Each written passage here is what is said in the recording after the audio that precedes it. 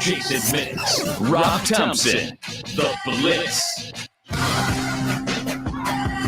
It is The Blitz here on 1250 ESPN San Antonio, 94.5 FM on the go at ESPNSA.com. I'm Rob Thompson, sitting alone, the lofty perch, taking the Blitz next 3 hours. Jason Minix in the hole today. I think he was responsible as the go-between Jerry and Dak. And, just didn't work out. Couldn't make it to work. Now, Jason's going to take a personal day. We'll have him back here tomorrow to kick around after the long day till about an hour ago. There is no new Dak contract. We're going to talk about it a lot today, and we want to make sure that you're involved with it. So let's just start it the right way. You want to talk to us? Lots of ways to do it. First of all, our Twitter feed, at Rob Thompson ESPN, at I Am Pledger. Also, if you go to ESPN San Antonio, ESPNSA.com, go to our webpage. You can watch our broadcast live on our YouTube channel. There you will see a scrolling line that says Kielbasa Bacon phone lines. Those are 210-656-3776. That's 656 ESPN. You can also chime in on our Facebook page, wherever you are. Let's talk today. Dak is a short-term Dallas Cowboy at the very least. He's going to go ahead and take that franchise tag and roll through next season. And the Cowboys are just going to play the waiting game along with Dak. There are details regarding his contract, the final offer or the offer. We don't really know, but we have heard about a pretty good-sized offer to Dak that he turned down. We're going to certainly talk a lot about that. But as the most active franchise year in several years for the NFL, I believe there are twice as many franchise tags given this year than the last 2 years. So lots of contracts have come to fruition over the last 24 hours. Myles Garrett, Chris Jones got paid today. Late-breaking Derrick Henry joins the high-paid running back club. We'll tell you all those numbers, but those contracts seem to be completely done, and lots of money headed toward running backs and defensive types. We'll look at the NBA as well, the snitch line, which we knew was going to be weird. We knew it was going to be weird, but we knew at the same time maybe it wouldn't be so public. But evidently, we've been told that the snitch line is ringing off the hook, and Twitter might be leaning toward Chris Paul. Talk about the sanctity of the bubble, the importance of trusting your fellow man, and gamesmanship as you go through the playoffs with the NBA bubble and all of that. I don't know if we're also going to talk about Elena Delle Donne, WNBA player. What's up, Andrew? The WNBA player who is, she's one of the best. She's one of the top 5 or 6, I'd say, in the WNBA players. As the WNBA is about to do the same thing as the NBA, bubble in and start to play, she petitioned not to play this year. She evidently suffers from Lyme disease, and did an interview earlier today on SportsCenter with Elle Duncan. She talked about the regimen that she has to go through just to play on a regular basis, and then to go in and play in a bubble during the pandemic seems a little bit much to ask. She asked for a waiver so that she can stay home, take care of herself, and still get paid. Well, the WNBA said, well, you're welcome to stay home, but you don't get paid. We're going to hear from Delle Donne. It's an interesting question, James. You wonder why the WNBA hasn't, just for the PR value, hasn't gone, all right, cool, you can go ahead and sit down. It's not like Elena Delle Donne, as good as she is a $1 million a year type loss because she's not around. It's more, it seems like just a bad PR move by the WNBA. It seems like a bad PR move, but I mean, what would you consider Elena Delle Donne to the WNBA? Is she like LeBron? No, I wouldn't call her LeBron. I'd call her Kawhi. Let's see. No, I wouldn't even go there. I think she's up there. I think she's in the top 10. She's in the pantheon, but she's not. She's Russell Westbrook. She's always talked about as one of the greats, and rightfully so, but not quite LeBron yet or ever. But certainly enough credit. She's certainly one of the best. Everybody knows she's one of the best. If there's an all-star team, she's on it. If there is there's a discussion as to who is best in MVP stuff like that, certainly she's on there. And there is some question as to whether her status that's keeping her in the league, that they need stars so badly that they can't afford for her not to go, despite the fact, and we'll hear it from her in the 5 o'clock hour, that she takes 64 pills a day, rather tough regimen to keep herself healthy and just playing. And WNBA doesn't feel like it's a worthy excuse to get out of there.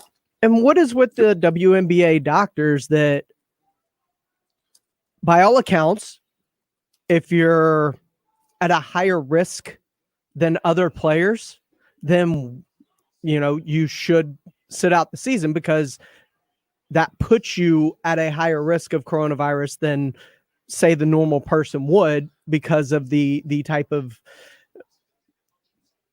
ailment that she has to deal with on a daily basis just to, keep herself playing in the league. Well, if she's at this higher risk, why are you trying to expose her despite her obvious playing level? Like, you don't want that on your hands inside the bubble if something bad were to happen, right? Well, I think their stance is this is a bubble. You'll be safer with us. Come on in. We're going to test everybody. We've already seen the NBA seems to be relatively successful. Come on in. That is certainly an underlying cause, but it's not the primary that the CDC has talked about. And we're not talking about the diabetes or hypertension or, there are other things that have a higher precedent of causing harm or being part of the harmful side effects or effects of COVID. And while Lyme disease sounds awful, you can take your 64 pills a day here inside our quarantine because we need the league MVP to come play this season. We'll look at what Elena Delle Donne's going to have to go through as she appeals to try to take the year off and protect her health and her safety over the value of the NBA. Mm-hmm. And it's in those kind of discussions that the NFL and the NFLPA are now in the midst of. As the other leagues had to go through it, so must the NFL and NFL Players Association. We're 2 weeks away, essentially, from training camp supposed to be getting started, and lots of questions that have to be answered. And the NFL Players Association needs to get some answers. We're going to talk about why they're going to get the answers they deserve. They hold a pretty good place. The owners have a reason to get things started, but if they don't, maybe that would be a savings. The NFLPA and the ownership are going back and forth with the same questions that the NBA players had, testing and safety and protection. All those questions have to be answered by the union now, and it's not going to be easy. And if we expect the NFL to get started on time, I think we need to reevaluate where we are because there's already discussions about shortening the preseason down to 2 games. We're unsure about the number of tests. The Players Association has lots and lots of questions, and you wonder about the motivation by the owners to even actually play. And this is all on top of the first day of the next day of our life, the first day of the rest of our life as we're an hour past the deadline, and Dak, well, he's no closer to being a long-term Dallas Cowboy than he was a year ago. And when you go back and look at the stories, when you look at everything that has transpired, I looked at articles, James, earlier today, dated May the 19th of 2019, May the 22nd of 2019, and the discussion was, Dak's probably going to command somewhere upwards of $30 to $35 million. And Jerry's like, well, we're certainly all about a long-term commitment from Dak, I would say. And this is a quote back from a year ago. Things are generally going very well. We are progressing, and a contract signature is not, is imminent. We heard that later on in the process, but opening day there must be a word used in a much of the same way as the Princess Bride. I don't think that means what you think that means, Jerry Jones, because there is no Dak Prescott. It was not imminent. We wonder whose fault it was. You know what, James, as we go to break, and we certainly want to hear from you guys, let's talk about the Dak contract. If you're an anti-Dacker, jump on the phone line, 656-3776, 656-ESPN. Use those Twitter feeds at I Am Pledger, at Rob Thompson, ESPN. Or if this was a grave mistake by Jerry Jones by not bringing in a very good quarterback to put on a Super Bowl contending team and giving him some stability. We're going to look at where the Cowboys are immediately, and then Matty Sky is going to join us in just a couple of minutes, about 20 minutes or so, as we look at all things fun in San Antonio. I say that tongue-in-cheek. Hang around. We got lots to talk about. You're on the Blitz, 1250 ESPN San Antonio, 94.5 FM, and on the go at ESPNSA.com. Are you one of those types that is always grabbing their back whenever they bend over? Are you one of those types that when you stand up, you go, yeah, and something bothers you every time? If you're that person, why? First of all, it's annoying to be around those moaning types, but more importantly, why are you living in pain? Because you can get it fixed so easily. I've been an Arasti patient for quite some time now, several years.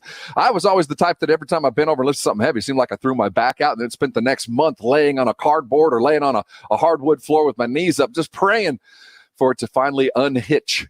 Well, I went to Arasti, and guess what? Under 4 visits. It was 3 visits, a little bit over 3 weeks, and I was back in the game, and I was better than I was before I got hurt. Arasti providers, they're all around San Antonio, so close to you right now, in fact, that there's no need for you to continue to live in pain. There's a provider close to you that'll get you taken care of, professionally clean, and also taking care of all the protocols to ensure that you get yourself back in the game. See, Arasti is a non-invasive procedure that is good for anybody. Age does not matter. If you're a professional athlete like Tony Parker or Clayton Kershaw or Becky Hammond, who are Arasti patients, or if you're just everyday Joe trying to get yourself back up on the ladder to trim those limbs that so desperately need to be taken care of, but you can't because you can't get up on the ladder. You need to call my friends over at Arasti. The easiest way to do it is go get on their website. Arasti.com. That's AIRROSTI.com. There you'll see a list of all the providers. Pick the one that's closest to you, make your appointment there, and go ahead and get yourself fixed. If not, you can use the website for all the tips and tricks that are available to you free of charge. If you're looking at stretching exercises, ways to loosen up one of those tight calves or frozen shoulders, they have that there. It certainly keep you going. It's certainly no answer to the meeting that you so desperately need. Give them a call. Go see an Arasti provider. The best way to do it is go to the website. That when you go in there, you're going to get all your insurance. Most of it is certainly taken care of, and more importantly, you're not going to need a referral. So, when you go see an Arasti provider, tell them I sent you. Make sure when you do go that you're ready to get back to work. That honey-do list is going to be taken care of. Do not let pain keep you from doing things that you love. Get yourself back in the game. People ask me all the time, why should you go see an Arasti provider? I tell them the same thing. They fix pain fast. Every Thursday night at 7 after the Blitz, ESPN San Antonio brings you Down for the Count, the premier wrestling and sports entertainment talk show, featuring news and interviews from WWE, NXT, and AEW. Down for the Count, only on ESPN San Antonio. Hey, this is Rob Thompson here from Manscaped. I'm here to remind you to take care of your boys. Make sure your junk is trimmed and presentable. The Lawnmower 3.0 will protect your boys the best way possible. No more nicks and scratches and cuts. Advanced skin-safe technology is all part of the Lawnmower 3.0. It's water-resistant in the shower, not 7,000 RPMs of quiet perfection. Easy trim and take care of your junk. Trim that yard. And when you use Blitz 20 at manscaped.com for 20% off and free shipping, take care of your boys. At SeaWorld, real means back in the world. Wind in your hair on Texas Stingray. Laughing out loud at Sea Lion High. Real means playing outside, making new friends with dolphins and more, while leaving screens behind. Real means binge watching, binge riding, binge smiling. Real means SeaWorld San Antonio is finally open, and nothing's better than real. See how we're making your visit safer at SeaWorldSanAntonio.com. I saved big money with the Progressive Home and Auto Bundle, so I finally bought that new set of golf clubs. Watch out, Fairway. Here I come. This is not a real testimonial. Sure, customers can save big with Progressive, but your other expenses won't just disappear. Are those clubs going to help you when the hot water heater dies? Also, it sounds like your money is better spent on golf lessons. Time to go shoot the course record. No, but maybe time for a reality check. Progressive Casualty Insurance Company and Affiliates. The die-hard batteries you know and trust are now at Advance Auto Parts. That means all the reliability, durability, and power you expect now come with free testing, free installation, and the unrivaled expertise of advanced team members. And you don't even need an appointment. When it's time to hit the road, stop by Advance Auto Parts to start strong with a die-hard battery. Advance your auto at Advance Auto Parts and participating CarQuest locations. See store for details. Always going for it, never pump. Fourth down, last call, Hail Mary, Prescott, touchdown, hey. 100 bands in my pocket, it's on me. We should have known when Post Malone got a Pat Mahomes tat after a bad beer pong deal. Things weren't going to go well for Dak Prescott. Post of, he's from Dallas origins. Dad's a Dallas cop. Got a Pat Mahomes tat. Welcome on to the Blitz. You're on 1250 ESPN San Antonio. And Travis Kelce. 94.5 FM. Oh, yeah, got to, you lose a bet. You got to pay up. Go check our webpage out. Go to ESPNSA.com. Check out our live broadcast. The Blitz is always brought to you by the Thompson Law Firm. An experienced personal injury attorney is a phone call away. Hire a trusted, winning attorney. If you are dealing with an insurance company, I promise you, they've got attorneys working against you. You better have one that represents you in the highest possible fashion. That is Jason Thompson, a lawyerforus.com, the number 210-900-0400, or go to his website, lawyerforus.com. Jason Thompson, a handsome man and a spectacular attorney. It's good genes. That's so what here it we is. go. Yeah, it's good genes. He wears the Jordache. The contract so eagerly awaited for Dak Prescott did not occur. The clock ticked to zero. It is now a pumpkin, that beautiful coach. Well, a $31 million pumpkin. Dak Prescott didn't sign any kind of long-term deal. As the day went on, James, there were rumors of the last offer from the Dallas Cowboys. Now, we don't know if it was the last offer from the Dallas Cowboys or the first offer that was never amended. We don't know the time. We don't know the length of the contract. It could have been 5 or 6 or whatever it might be. Though, James, we do know some pertinence. And if the contract is what we think it was, 5 years, it was respectable money. This was not a slap in the face to Dak Prescott, considering where he's come and where he's going. It was in the realm of the very best, though we got to be honest, it was not going to reach the level of Pat Mahomes, though why should it?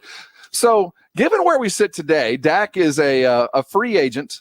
No, not a free agent. He is he is under the franchise tag and get $31 million. So let's look at next year, James. So what is Stephen and Jerry skillfully done? How have they manipulated the salary cap by bringing in a variety of high-paid players for the Cowboys and pay them even more? They're one of 3 teams with 3 guys getting $20 million or more. One of the others is the Kansas City Chiefs. So, Jerry and Steve ain't afraid to spend any money. How did we get here, and what will happen next year? Because we know exactly what the salary cap ramifications are because there was no long-term deal. Well, next year could be an issue, seeing as they're talking about a potential flat cap, meaning it will not increase by an average of 6% like it's been doing over the last several years, which means likely it'll stay at $198.2 million. And 198.2. And that's how much they're going to have to spend for everybody next year, and that will include 31.5 fully involved inside the cap. So how much will they have left over? $179 million committed to next season.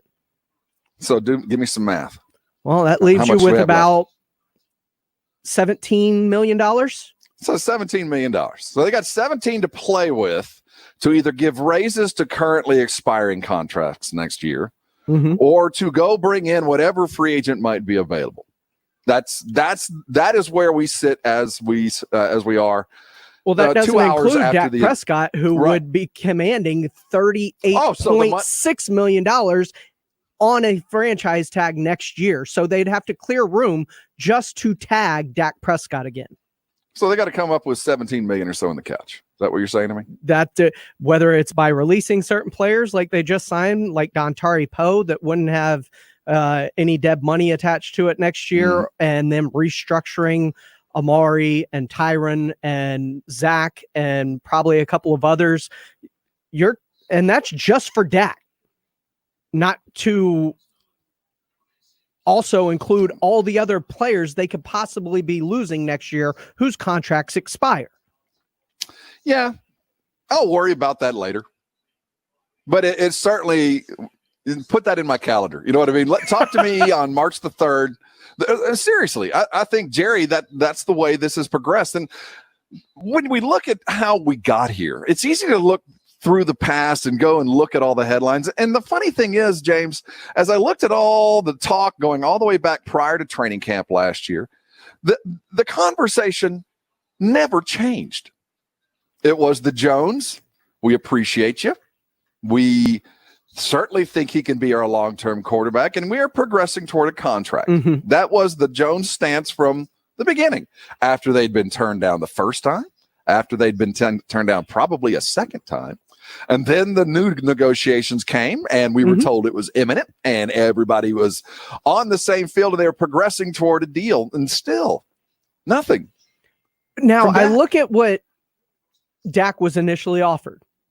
And then I look at this final reported offer from Jane Slater, and I don't see much of a difference in any of the offers, because Jane Slater reports that this final offer right before the deadline, when they re-engaged yesterday, was $110 million guaranteed, between $33 and $35 million a year, which puts him in par with Carson Wentz and Jared Goff's deal. It would pay him $70 million guaranteed, $50 million at signing.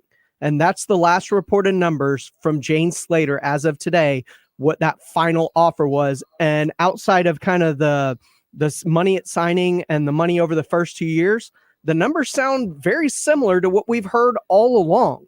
Over $100 million guaranteed and between 33 and 35 million. It doesn't sound like anything's budged one way or the other on the Cowboys side of things. So when you look at that and you I certainly believe this is not a whole lot different than the very same contract that was offered this time last year. It appears to be right in the realm that we expected. Now, we were thinking a little bit lower last year. We didn't have the framework or the backdrop of the Pat Mahomes $500 million deal, but we figured it'd be between $29 and $35 million, and it seems like they came right in there. Certainly the amount of guaranteed money seems to fit the level that he's been playing and the future opportunities that he'll have. The one thing we don't know from Jane Slater's tweet is the length of the contract. So the expectation is that this was probably over five years, and it just wasn't going to happen at 4. Now, that hasn't changed for a year. A year has passed, and while we go, well, Jerry and Steven, they can't offer more than less than 5 because the ramifications of the salary cap. Well, they had opportunity in the last year to affect that salary cap with the new contracts that they signed. Zeke, primary, Jalen Smith in there as well. They had the opportunity over the past year to prepare for what will most likely be the scenario where Dak only will sign for 4. He told them from the get-go. He told them last May. And I remember you said this last year when all these deals were getting done.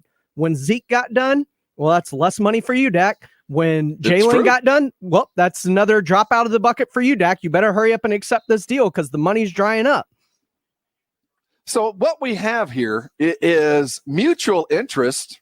They're both in the friend zone, but there ain't no love. They'll hang out. They'll run wingman for each other, but they don't love each other. These two ain't the last call they make at night and the first thing they think about in the morning. Dak is, I've told you from the beginning. And if you can't even plan through 2 or 3 more signings to prepare for my contract demands after me telling you the beginning before the next and the next and the next contract, if you think that you invest one more year or one less year, I ain't worth that to you. All right, now I know where I stand. Now, the good news is you love me enough to pay me 31 next year and possibly 38 the next. I think Jerry has looked at this like it's been business for business sake since the get-go, James. I think he looked at this and I like him. I've looked in the eyes of Dak Prescott. The kid is good. He ain't great. I've looked in the eyes of Troy Aikman. I saw something. I looked in the eyes of Tony Romo. Not only did I see something, I tried to adopt him, but his parents wouldn't let me do it. And I look into the eyes of Dak Prescott and I see this is a fine young man. He's as solid as anybody. Is he as good as everything else out there? He's better than most, but he ain't good enough for me to pay. And I don't have enough time. And I've already got several other dudes getting $20 million that can probably catch an average ball from Andy Dalton. Could probably catch an average ball from, I don't know, maybe Cam Newton in 2 years.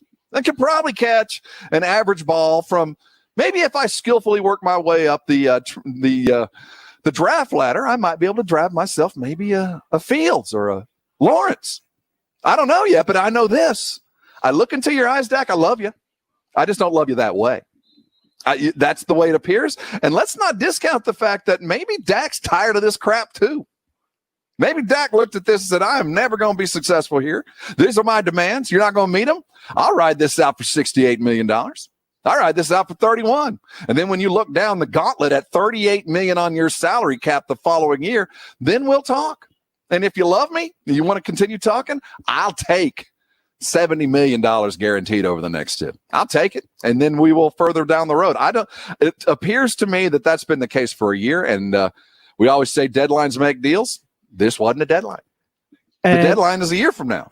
It doesn't feel like a deadline because it's always felt like the Cowboys have been playing kind of fast and loose with this, as in, well, if we can't get you what we want this year, we'll get you at less than what we're offering this year just by having you play under the franchise tag, because the deadline's next year where that number inflates to a point that we have to take this more seriously. And Ray Mendez tweeted at us, at Rob Thompson ESPN, at Jason Minix, at I Am Pledger. The Dak deal is still great for Dallas. Even if he does everything we think he's going to do this year, it's still worth pushing the negotiations to next year. And I think that may be the way the Joneses are looking at this. Like 31's a bargain to have you under contract this year. And if you don't want to accept our terms, then there's no reason to force this until next year when that contract actually does hurt. Consider this, and I find this is so different, typically Dallas Cowboy-esque, that there's always a reason, there's always a but. For anything that you see with the Cowboys, whether there's success, there's a but because of the failure. Whether there's failure, there's a but because it could have been success because of something minor, piddling, or sideline. You always can find a reason to justify the occurrence. So now you can also look at Jerry's position. We don't know what happened last year. How do you have the numbers they have still not score a touchdown in 2 games? How do you manage to do what you did on the stat line and still not make the playoffs? It just doesn't seem fathomable. So Jerry, as a businessman, looks back and says, okay, there are several variables here. I have altered one primary one. I have completely changed what the offense was or is going to be. I brought in a new head coach. Now, the other variable is Dak Prescott. Now, I fixed one, so now I can focus on another. And I get a year just like Jason got a year last year. You went into the end of your contract. We were going to discuss when it was all done. Well, here we are with Dak. We're going to go into this contract year. We're going to discuss what it might be. And I'll tell you what, if I like the way McCarthy's been calling plays, I like the way the wide receivers are running, I like the way they're catching, and those are some big questions because that did fall apart on Dak last year. But I don't see the play from Dak. Are you saying that Dak Prescott is a lame duck quarterback? Well, no, I think we have to assume that. Because that's what we called Jason Garrett. He was a lame duck coach going into the final year of his deal. Well, this is where Jerry sits today. He's got a lame duck quarterback. He now has the opportunity to pay him a market rate and fully evaluate him in the newer circumstances. You know, I grew up in a family of lawyers, and there are 2 styles of lawyers. There's plaintiff's attorneys and defense attorneys. Defense attorneys, for the most part, look at it as a stall as a win. The longer I can push down the road, whatever's going to happen, I'll be fine. It gives me more time to prepare. It gives me more opportunity to gather more information and more opportunity to gather more knowledge. But Jerry goes, I'm used to dealing with defense attorneys, and a delay is a win. I know exactly. I knew yesterday what I was going to pay Dak, and I know tomorrow what I'm going to pay Dak. The rest is up to him. He gets to earn the rest. I like you. You go out and play $31 million worth of football, the offer ain't going to change much. You go out and you play $40 million worth of football, the offer's going to change because now I know the variables have been fixed. I got McCarthy coaching. I got you throwing. I got Amari catching, and I got Zeke running.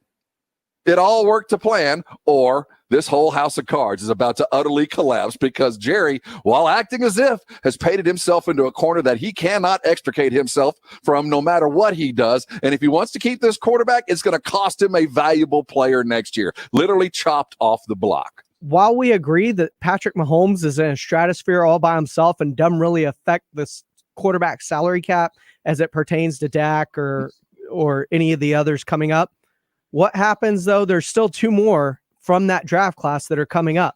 What happens if Mahomes and Lamar Jackson sign $38, $40 million deals? I think you have to expect it. I think you have to expect it. A rising tide lifts all boats, right?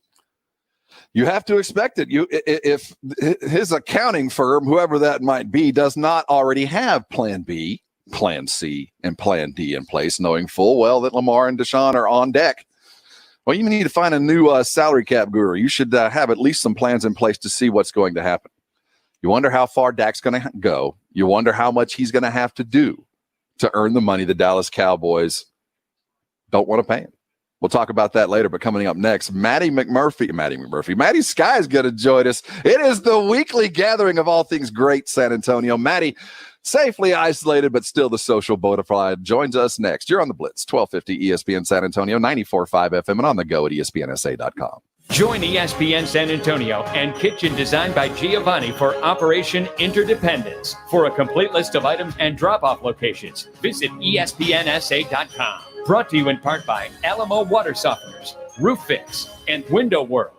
Do you have a retirement plan? No matter your age or how close you are to retirement, you need a plan to make sure you don't run out of money. Hi, Jason Minix here for Pax Financial Group. At Pax Financial Group, they know you want to be financially prepared. In order to do that, you need trusted guidance. At Pax, they have the experience and tools to crunch your retirement numbers and get the answers you need. If you have a plan, let Pax double-check all your numbers. At Pax Financial Group, they believe everybody deserves to be hopeful about their future.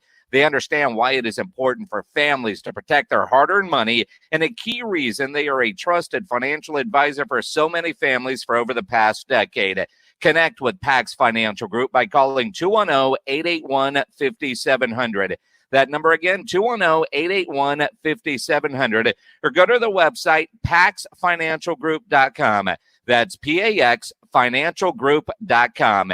Investment advisory services offered by Pax Financial Group, LLC. At Thomas J. Henry, our sole focus is to help injured clients rebuild their lives. If you've been hurt, don't wait. Start your claim today at tjhlaw.com/radio. That's tjhlaw.com/radio. San Antonio, Texas. You know, injuries do happen even during a crisis. And when they do, you can skip the emergency room and get straight to an Ortho Now Injury Clinic by TSAOG Orthopedics. At Ortho Now, they provide walk-in care for acute injuries like broken bones, sprains, strains, dislocations, and other sports injuries. They have on-site x-ray, casting, and bracing. Ortho Now has everything you need to treat your injury. And best of all, no urgent care or emergency room copay.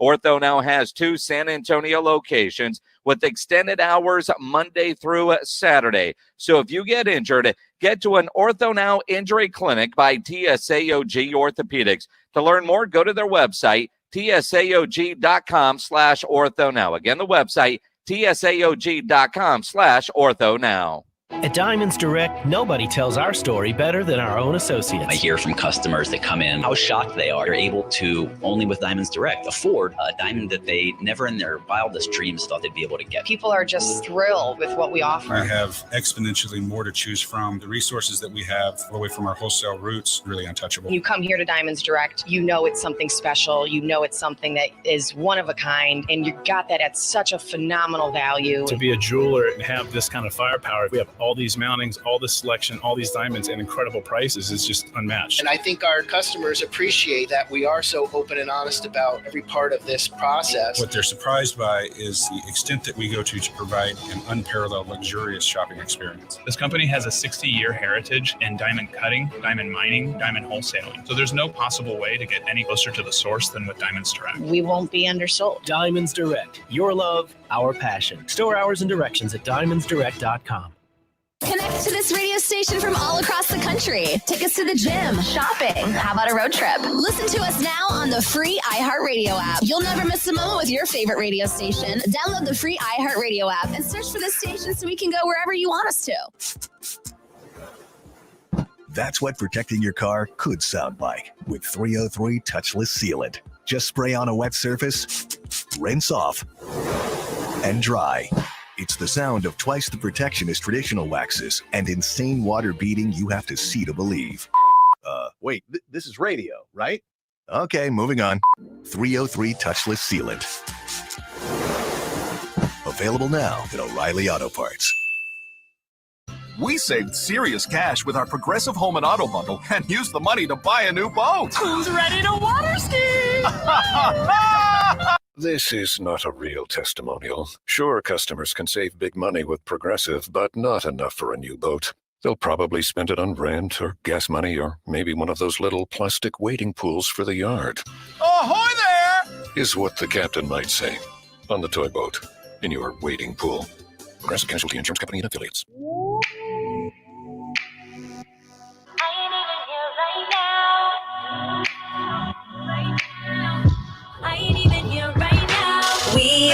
Blitz will bring to you the the Blitz. best look of the city view. It's Welcome on to 97. ESPN San Antonio. We thank you so much for joining us wherever you are. Lots of ways to dial us in.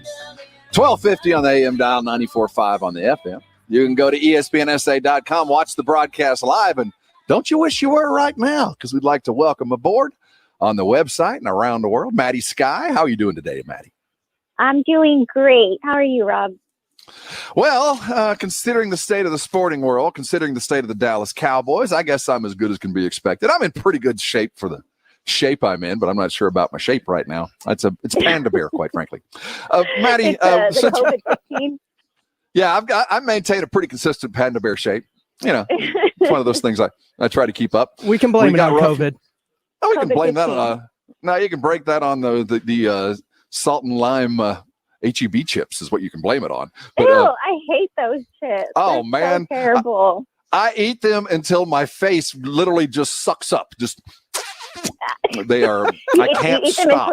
until your feet are all swollen like little potatoes. Seriously, I retain. You're exactly right. I can't wear my shoes. There's so much salt in those things. Yeah, I know that from experience.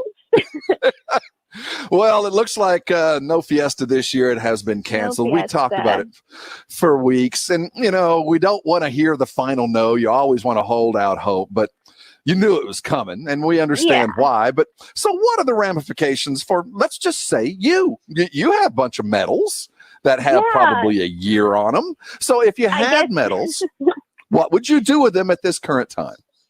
I guess now they're collector's items because it's the 1 year, hopefully the only 1 year in our lifetime that Fiesta gets canceled. Hopefully it doesn't get canceled again in April. But you can buy them still because a lot of the medals benefit different charities here in San Antonio. So by buying them, you can still support those charities right now that desperately need that help, especially with everything shut down. And, you know, usual fundraisers are getting canceled, like galas and stuff like that go to support these organizations. That's a very easy way to get those, get that help to them. And I just saw actually before we joined the show that the Fiesta Commission is offering curbside pickups. I saw them tweet that a couple of minutes ago. So that's an option. So you can have contactless transactions. So yeah, go ahead and get those medals. Mine is out there. It's called Livin' La Vida Loca. And it benefits the Rape Crisis Center of San Antonio. And I don't know, maybe I'll do it again next year. Maybe it'll be a part two since I didn't get its shine this year. I really love that quote. It was. So, yeah, it was something that I came up with for Instagram years ago, and then I just kept using it and thought we should make it into a medal this year. And then Fiesta was canceled. So. Well, we'll blame it on that. Get the medals. I just retweeted out at what your retweet, the SA flavor. You can pick them up tonight. They're on sale till 8:00 tonight if you want to go ahead and jump in there and celebrate Fiesta the correct way. And if you're on our website, you can check out our YouTube channel, Maddie's Extraordinary Medal, worthy of keeping. And it's a keepsake now. It is, in fact, a collector's item. Unlike any other Fiesta medal ever produced, this year's anyway, are going to live in, I don't know, man. It's tough news, but we know what it is. So I also know San Antonio. We're going to rebound. We're going to come back. We're going to figure it out. Yeah. And La Tuna immediately said, all right, we got you. For those of you that look forward to Fiesta for one particular reason, like me, La Tuna's got us taken care of for at least till the end of the year. Yeah. The Fiesta delicacy that is chicken on a stick. So La Tuna is offering chicken on a stick for the rest of 2020 to kind of ease the pain of not having Fiesta. You can still get your skewered chicken patty and hopefully drizzle jalapeno all over it because that's the only way to eat it is with the jalapeno juice drenched over the fried chicken. So check out La Tuna. I think you have to call in to order it there, but definitely get some of that. And I know there's a few other places that are offering chicken on a stick now as part of their daily or, weekly menu. Would you be as happy as, let's say, the chicken on a stick from La Tuna, which is going to be extraordinary, didn't have the pickled jalapeno, but had, say, like a popper or a deep fried one? Would that make you as happy, or does it have to be the pickled jalapeno with the juice? You're raising the stakes. That would make me happier. I'm an idea man. I'm just throwing that out there. Just another way to, kind of garnish what is a Fiesta staple. So, yeah. That would make me so happy. You just gave me a birthday idea. Well, I'll tell you, but for me, it's the pickled jalapeno and the juice. For the longest time, I thought, how does it taste like this? I didn't realize it was just the juice. I thought it was something in the deep fry or whatever it is. That to me, I like the pickled one. I like to have it with an icy cold. What? Go ahead. You go ahead. No, I was going to say I what? appreciate having an icy cold beer. An icy cold beer that tastes a little bit like a Big Red. There's a brand new Big Red beer that we talked about a couple of weeks back. Well, now it's available to purchase. We can buy a Big Red beer to go with our barbacoa on Sunday mornings. I need this in my life. Well, it's sold out. The pre-sale started at 2:30, and I checked about 10 minutes ago, and they were already sold out. San Antonio loves anything Big Red, so I could be pronouncing this wrong, so don't criticize. But it's Isola Street Brewing Company. They came up with this Big Red. Well, it's called Wild Rojo now, and it has Big Red syrup incorporated into the beer, and it's sold out. But I just saw that they're going to have a second batch, I think, coming up. And from what I read in their social media posts, it seems like they partnered with a couple of brands that people will recognize, and so they're going to kind of scale up the distribution. So hopefully it'll be in stores that people will recognize soon. I don't know what that really means, but sounds like they're going to do it big. Do it big for Big Red, or Big Red flavored, or red soda, whatever you want to call it. They have the oak. They're actually using real Big Red syrup. Like it's not like you were calling it Wild Rojo. It's not like the White Lightning it is to Mountain Dew, or they're using legit Big Red syrup, or is it just like red cream soda syrup that we're calling Wild Rojo? The first time that they announced that this was happening, they said Big Red syrup. And then today or yesterday, the update said that lawyers were doing lawyer things. So now it's going to contain that soda. They're very careful to say it has that soda, So the more of the Wild Rojo they sell, the more Big Red is apt to sign on the dotted line. I think this is, when I see that they're already sold out, it tells me that they knew this was a product that was going to sell, and they've engineered scarcity. Like, we're only going to make 8 cases. We're going to tell them, we're sold out. We had no idea people would be all over this, but we've already partnered with a variety of well-known restaurateurs or products. I think this is going to be a hit, man. It's like when you, and I'd hate to admit it, like when you saw the first White Claw, and you thought, I have a feeling this is going to be around for a while. I have a feeling this is going to be popular. A lot of people like it. Have you had a White Claw? I can't remember if you had or had it. He's the king of the White Claw. I have. I'm just not proud of it. I'm a beer drinker, and that's not going to go anywhere. But you could They're just nice tell and by refreshing. Absolutely, and everybody likes them except for the dyed-in-the-wool kind of beer drinkers like me. You knew it was going to take off, and I think this Wild Rojo beer thing is going to be a staple for San Antonio for a long time, because I thought I wouldn't even like the margaritas. They dump a Big Red into the margarita, whatever they call those. I love those things. Yeah. So I think I'm going to like the Dosaritas. Now. The Dosaritas. That's what they are. Something like that. Whatever. Hofbrau has a huge menu of them. Mm-hmm. I believe that's the first place I ever had one. Maddie Sky joining us here on ESPN San Antonio for her weekly Blitz appointment. Now, certainly it looks like we're headed toward at least a slowed progress to open, if not a decrease in what is already open. Over the last week, things have kind of steadied. As you've dealt with all of your press types, is the general consensus here that the only thing that's going to change in the next week is we're going to see a lockdown? Is that something that's a guess, or do you think that's imminent? It varies, because Abbott has said one thing and then he'll say another. He'll say that, it's possible, and then he'll say that there's no plans for a lockdown. I think it's just kind of people wanting it, and nobody has an official word, but people are asking, and they're kind of inferring based off of what California is doing, or based off of what Florida is doing, that they believe that that's what's going to happen next for us. From what I feel like Abbott, we've been in this way for 2-3 weeks now, and nothing's happened. So, but I think I'm seeing a lot more restaurants and businesses making their independent decision to close for dine-in. But I don't know. How far would our judge, or our county judge Nelson Wolf, or our mayor Nuremberg, how far can they take this without Abbott's consent? I don't think they can put San Antonio under a lockdown. Abbott would supersede, his ruling would supersede theirs. They've been asking him for more jurisdiction maybe he will change his mind on that. But I don't don't know. It's all up in the air.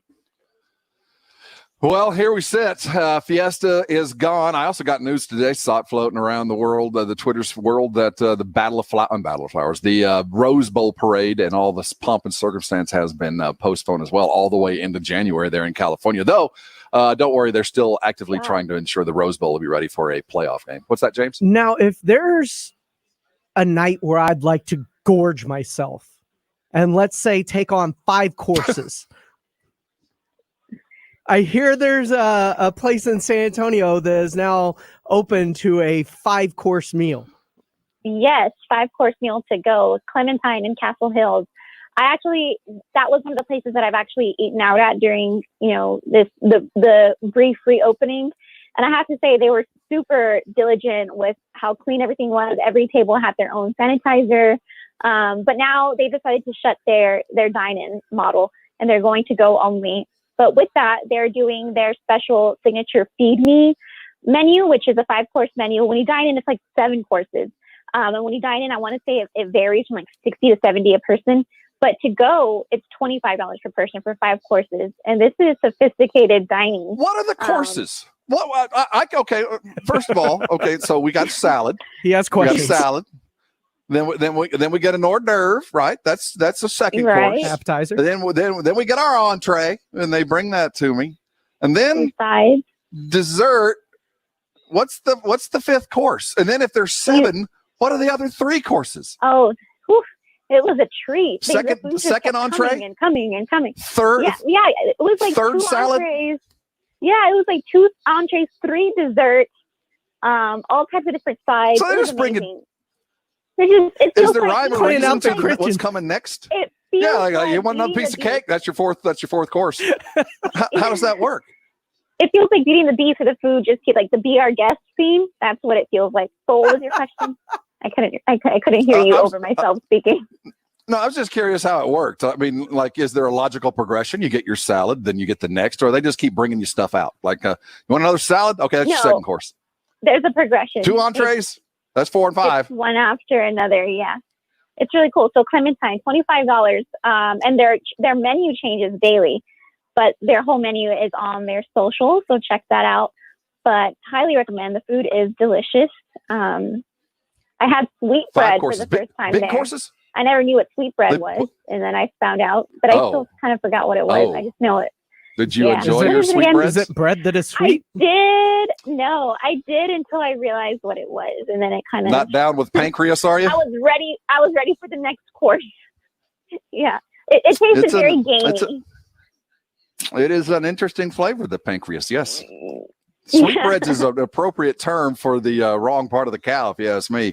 Maddie Sky had her some sweetbreads and enlightened our lives. Maddie, it's always a pleasure to catch up with you on Wednesday. Stay safe. Too. Keep sending out the good word, and we follow her on the Twitters, mysa.com, and Maddie Sky. Maddie, take care of yourself. We'll see you soon. Bye, guys. When we get back, the Washington Redskins made news earlier in the week. They're going to change their name. Now, the name they're going to choose is mired in what appears to be some sort of trademark squatters' plans. At the same time, there were 2 guys fired from the Redskins on Monday. Their player personnel department, the lead and the next. They didn't say why. Well, there's a bunch of reporters out there that say this is twisted and bad, but they're not reporting on it. There's something afoot with the Washington Redskins. We're going to talk about it next. Here on the Blitz, you're on 1250 ESPN San Antonio, 94.5 FM, and on the go at ESPNSA.com. Love the Saturday morning hangover? Well, watch along every Saturday morning from 9 to 11. You can watch the show live at ESPNSA.com or on the ESPN San Antonio Facebook and YouTube pages. Search ESPN San Antonio and subscribe. You know, Kia Bossa breakfast links are now available at H-E-B stores throughout the San Antonio area. You want to take your breakfast to the next level? You add those Kia Bossa breakfast links to your breakfast menu. These breakfast links are uniquely Kia Bossa. Like the dinner sausage you already know and love, these links are crafted in small 150-pound batches with premium cuts of pork and hand-blended spices. They're bursting with flavor, and they come fully cooked, so you can pop them in the microwave for an easy breakfast on the go. They're certainly not those dry, shriveled up breakfast links you usually find in stores. They're premium small batch breakfast links that live up to Kielbasa's high standards of quality. And if you're on one of those no-carb diets, Kielbasa breakfast links are perfect. If they're not the best breakfast links you've ever tasted, just call Michael Kielbasa. He'll give you your money back. So get into HEB. Get those Kielbasa breakfast links today. Blake Stevens with San Antonio-based GPS of Texas. If you have commercial vehicles on the road, you're a target for personal injury lawyers. I mean, you're wearing a bullseye. Our system can protect you if there is an accident with proof of speed, video monitoring, even proof that your driver wasn't on his phone. Don't get hammered. Have real proof that you weren't at fault by installing our GPS camera tracking system. Call GPS of Texas at 210-587-7634 or gpsoftexas.com. As you get back to business, small things can make a big difference, like marking safe distances with floor tape and posting reminders to wash hands. As always, Grainger is here to help, offering supplies and solutions for every industry. Free access to product specialists, 24/7 support, safety recovery guides, and more. It's part of our commitment to help you adapt and recover in these challenging times. Call, click Grainger.com, or just stop by. Grainger, for the ones who get it done. Napa know-how. At Napa Auto Parts stores and Napa Auto Care centers, get a $25 prepaid Visa card when you get any Napa Automotive battery. It's the best deal for some of the best batteries from some of the best car people around. But we might be a little partial. Anywho, pick up any Napa Automotive battery and save $25. Do it yourself or have it done for you. That's Napa know-how. Napa know-how. At participating Napa Auto Parts stores and Napa Auto Care centers while supplies last. Offer ends 8/31/20.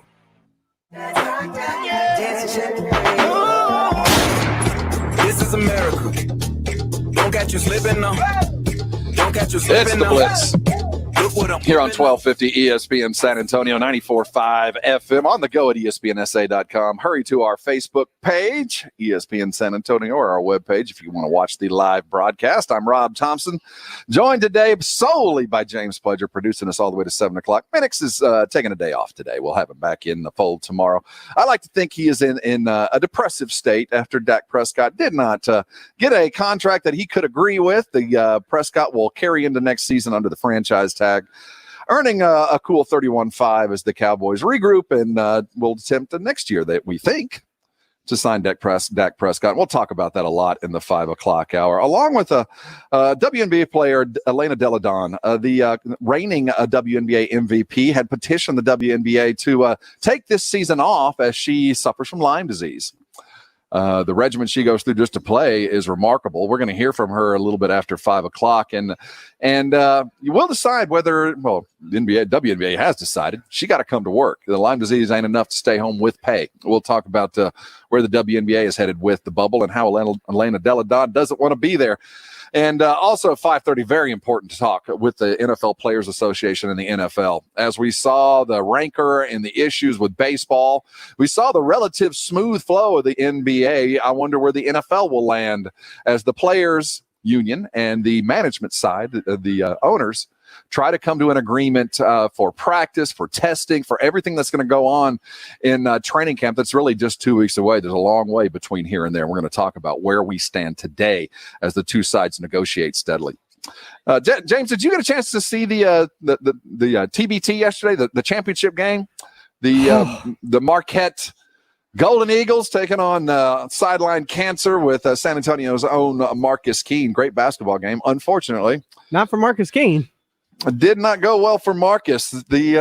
First of all, the TBT was a rousing success, and I found it very interesting that late in last night's game, they were discussing if there is no college basketball next year, if the G League does for some reason get delayed or international basketball has to go back on lockdown as the feared second wave might be imminent, that they might be already planning a TBT for November, December, which I am absolutely all for. That was great basketball, a lot of fun to watch. Not the same kind of highlights or the extraordinary precision that you expect from the NBA, but very good basketball played at a high level for $1 million. And it came down to one final corner jumper from a man named Diener, who had to buy the entire bar some drinks. We'll certainly talk about that as well. The TBT was a lot of fun to watch. That was incredible. So Yeah, it was a worthy effort, and my goodness, this was a one-off deal a couple 5-6 years ago, just to bet, one of those barroom things. Who's better? Who can we gather together? Can we form an adult AAU thing and play for some cash? And it has been a rousing success. And this year, as we were so desperate for any kind of live competitive sports, TBT came at the right time. And if you were a basketball fan and missed it, I'm sorry, you missed a good time. It was a lot of fun to watch. Highly entertaining. Yeah, it was good basketball. I like the Elam rule. I like the way they finish out the game. I think we're going to see that manifested in a variety of different ways. Certainly, it was a hit at the All-Star game. That's going to stay. I would like to advocate from here on, NBA overtime needs an Elam ending. 8 points. Let's go. If you're tied, 8 points. Ain't no clock. First to 8. You got to hit it with a jumper. And if it's free throws, it goes to 9. I think it was a lot of fun to watch, and it made for that last second, celebration that we all enjoy so much. The Redskins are mired in a couple of different problems. One is, are they going to be able to use their chosen name? Is it Warriors? Is it Red Tails? Is it Red Wolves? Is it Veterans? Whatever it might be, there is a trademark squatter that has control of a lot of these names, and he's now defining which ones he thinks are appropriate. The Redskins did not handle this at all.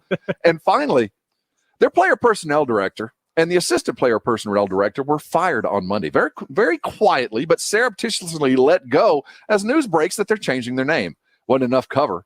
All the beat writers around Washington are tweeting, intimating that the firing has some sort of terrible level to it. That negative connotation. It further personifies what a lot of people have been talking about in the Washington Redskins headquarters as just a pervasive negative attitude in a variety of different ways, whether it be racism, sexism, just a lot of stuff going on inside Danny Snyder's Washington Redskins headquarters. And it appeared that he was cleaning house, and certainly Ron Rivera is there not only to coach the Redskins, but to right the administrative ship as well. Two guys get let go. Twitter types are saying, this is weird, this is bad. Wait till you hear what they're about to announce. But no announcement. There is indeed something up with the Redskins, and I get the feeling the news that's going to come out is not going to look good. And you wonder if that was just one more reason why the Redskins decided now to finally change their name from what has now will forever be considered a racially obscene name to a new one. And it didn't have anything to do with the obscenity or the race side. It all had to do with green. That's what, at the end of the day, that's what it seems like. Depending the case what was. This is, and as bad as what most of these columnists and reporters around the Washington area are intimating, could we be looking at a Donald Sterling type situation where the NFL might have to step in? If Snyder has anything to do with it, the NFL is not the NBA. Let's start there. And Roger Goodell is certainly not Adam Silver. Mm-hmm. The NBA is new money. The NBA is new ownership. The NBA is modern thought. Progressive. Michael Jordan owning Justin Timberlake, the Apple founders. I mean, the guys that are the modern era. Mark Cuban. They're the ones that would do something like this. Mark Cuban. The NFL is a different ship.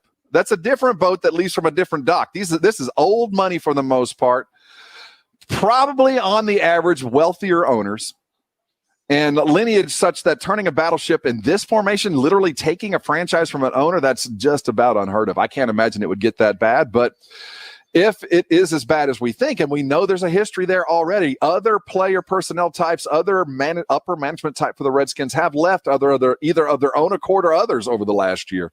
If it continues, that might be something worthy to look at. But let's not look a gift horse in the mouth. The Redskins are going to change their name to something more appropriate, and now they have to deal with a trademark squatter. Only in America, my friends.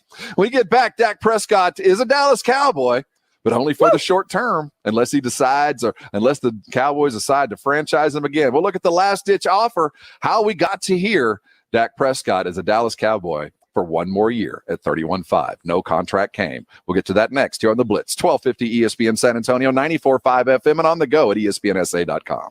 Northeast Independent School District is now hiring and training school bus drivers. Whether you're looking for a new job, you're a retiree, or you're retired military, come help drive students to succeed and apply at Northeast ISD Transportation today. No experience is necessary, and you will get paid while earning your CDL and learning how to drive a school bus. The Northeast ISD Transportation Department is ranked as one of the top 100 school bus fleets in America, and our drivers receive exceptional pay and benefits, including health, dental, vision, and retirement. If you're looking for work, if you're retired from the military, or you simply want to make a difference in our community, apply now with the Northeast ISD Transportation Department. Join our team and discover Northeast ISD by calling 210-356-9229. That's 210-356-9229. Or you can text Drive Bus to 797979. That's text Drive Bus to 797979. Don't miss Lowe's Just for Pros event going on now. Check out Simpson Strong Tie, new at Lowe's. Also get big savings on other brands you trust, like Metabo HPT. Powerful brands, new services, and pro-grade deals, all at Lowe's Just for Pros event, now through July 24th. See why we're the new home for pros. Get your choice of a Metabo HPT 18-volt brushless cordless impact driver kit or hammer drill kit for $159, was $239. Kit includes 2 batteries. Valid through 7/24, selection varies by location. Capital One knows life doesn't alert you about your credit card. Hey, Couch Surfers, we've got nonstop tunes to keep you rocking while you work. Oh, and Colleen, yes, you Colleen with a K. Your free trial of Movie Plus ends tomorrow, and your card may be charged. Do you want to continue or cancel? So meet Eno, the Capital One assistant. Eno looks out for surprise charges, like when free trials expire, and helps if you need to fix them. Eno, another way Capital One is watching out for your money when you're not. Capital One, what's in your wallet? Limitations apply. All day, every day. All day, every day. That phrase is trademark, not to use outside tradition. Ricky Bobby. 1250 ESPN San Antonio and 94.5 FM. KZDC San Antonio. Jason Minix, Rob Thompson, The Blitz.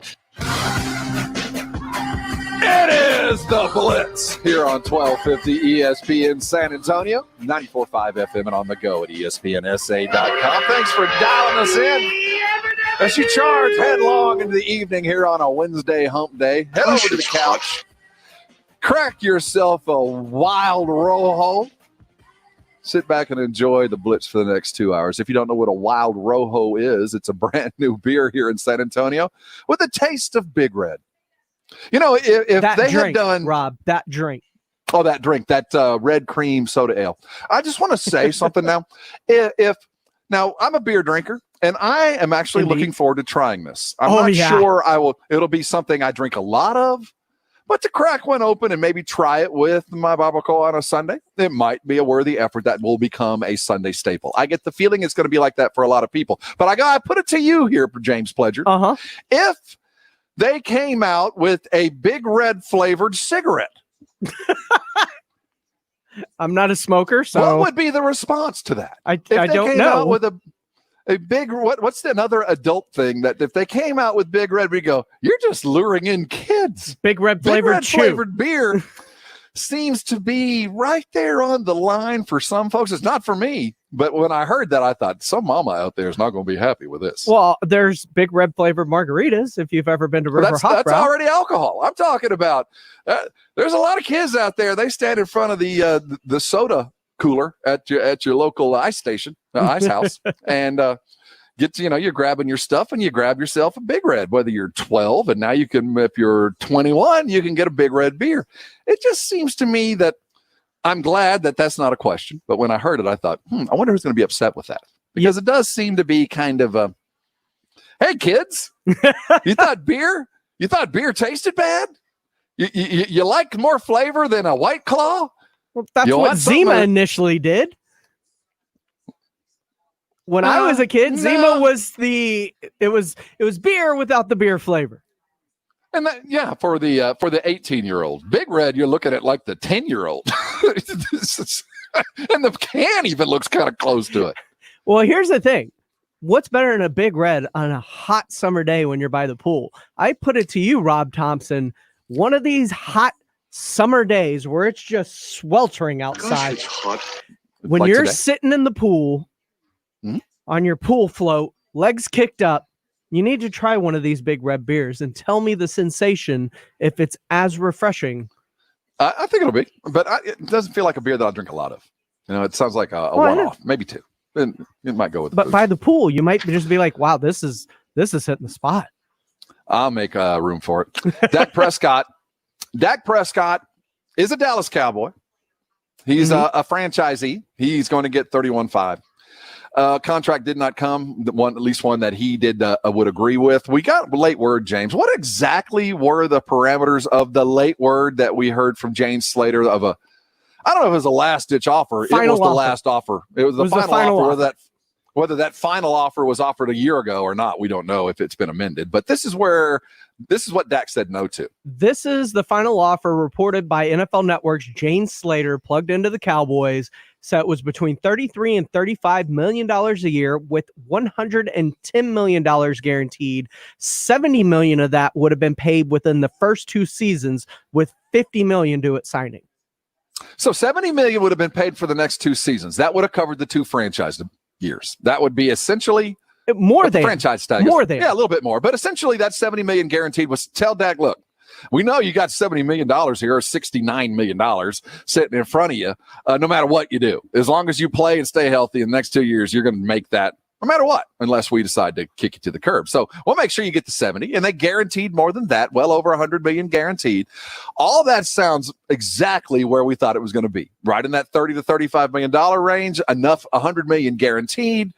The one thing we don't hear from Jane was the length of the contract. And that we believe, though we have not had it completely confirmed, was the sticking point, that Dak wanted to be out from under this by 2025, that he only wanted 4 years. He wanted to be out. Jerry seems like was just like Dak, that neither ever budged. There was never a retort. We always heard from the Jones that they're headed this direction. We're imminent to sign. We are certainly comfortable with Dak being the long-term quarterback of the Dallas Cowboys. They always said the right thing, James. It was always, we're headed in the right direction. He's but our guy.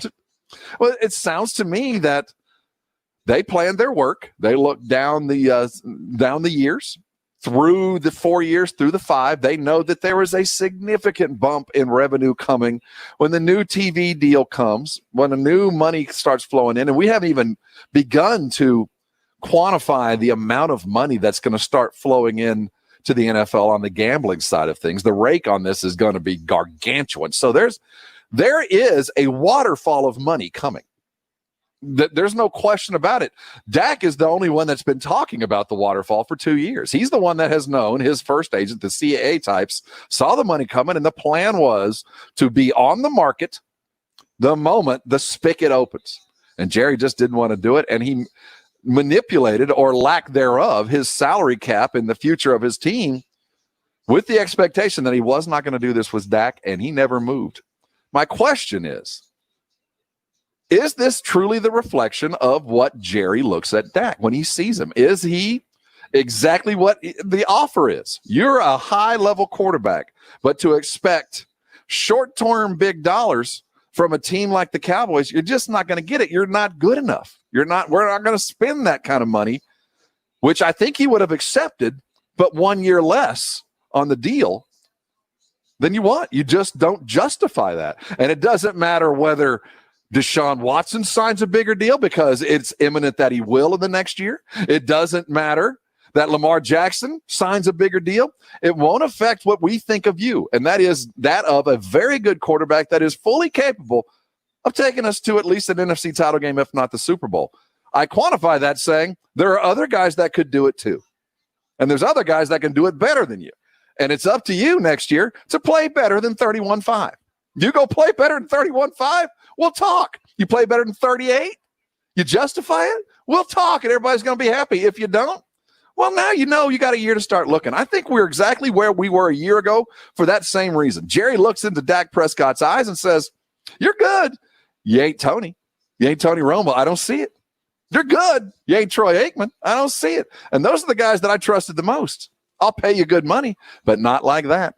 Not like that. I'm going to defray my costs. I'm going to ensure that if something collapses, I got 3 other legs holding me up. I'm going to defray. Is it that, or is it the fact that we've been talking all off season? Jerry always blinks.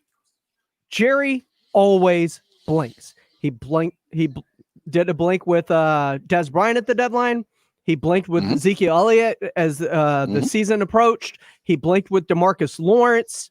He always blinks on the deal. I mean, he franchised DeMarcus. They came to a number. But he blinked in terms of giving him what he wanted of the $20 million a year. He always blinked. But the one reason he always blinked is because he got the one thing he really cared about, which was the years. Maybe the years are such a sticking point to Jerry Jones and the way that their salary cap is actually structured that if he can't blink on the number of years because A, it sets a precedence for other players, and B, the entire salary cap is kind of structured around spreading these hits out to be able to afford it, especially when you're dealing with the possibility of a flat cap over the next 2 years. And certainly the cap plays into this. I don't think it plays as big a role as we think. I think that the owners look at the potential earnings in the future. They'll borrow against it, but they just see money coming. We'll borrow against it. We'll figure it out. We'll find a way to get everybody paid. I think that when we look at where Jerry is, he just can't justify paying him that kind of money over 4 years. He isn't that good. I guarantee you if Pat Mahomes said I want 5, Jerry would have paid him for 5 or 4. If Mahomes wanted 3, Jerry would have paid him for 3. If Aaron Rodgers was sitting around and he said, I only want 4, Aaron Rodgers would have been paid 4. I think if Deshaun Watson wanted 4, Jerry would have paid 4. I think if Lamar Jackson wanted 4, Jerry would have gone 4. But Dak ain't them.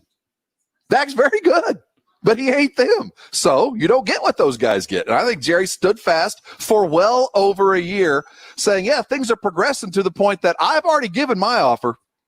I've already told him what I think of him, and I think it's pretty good. We're talking about $100 million guaranteed. I think he knows how much I like him, but he also knows I don't love you. You're good enough, but you ain't the great.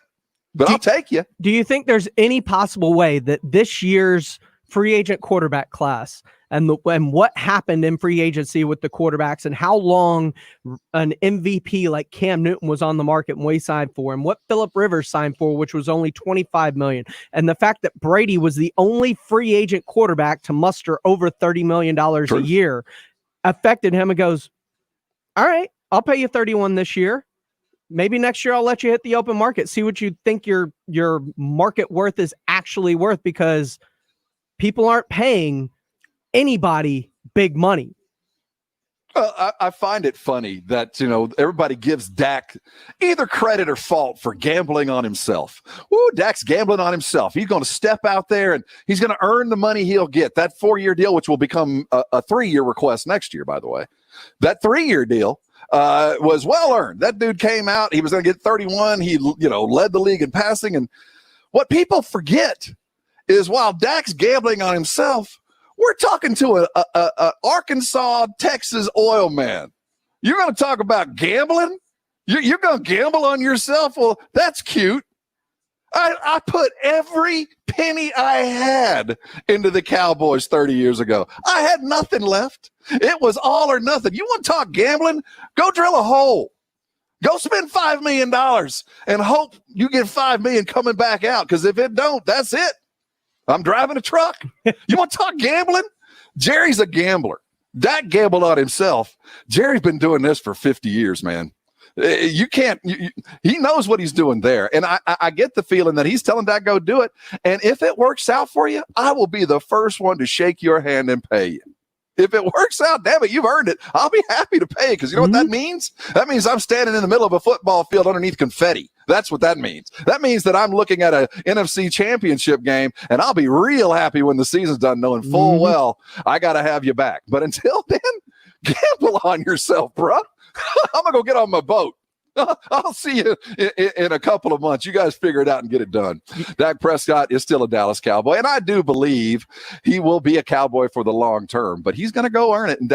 And Jerry, I think he's perfectly happy with how this worked out. The reason we had never heard anything, because he's told everybody, this is it. I appreciate it, though. We have to admit that he screwed this thing up.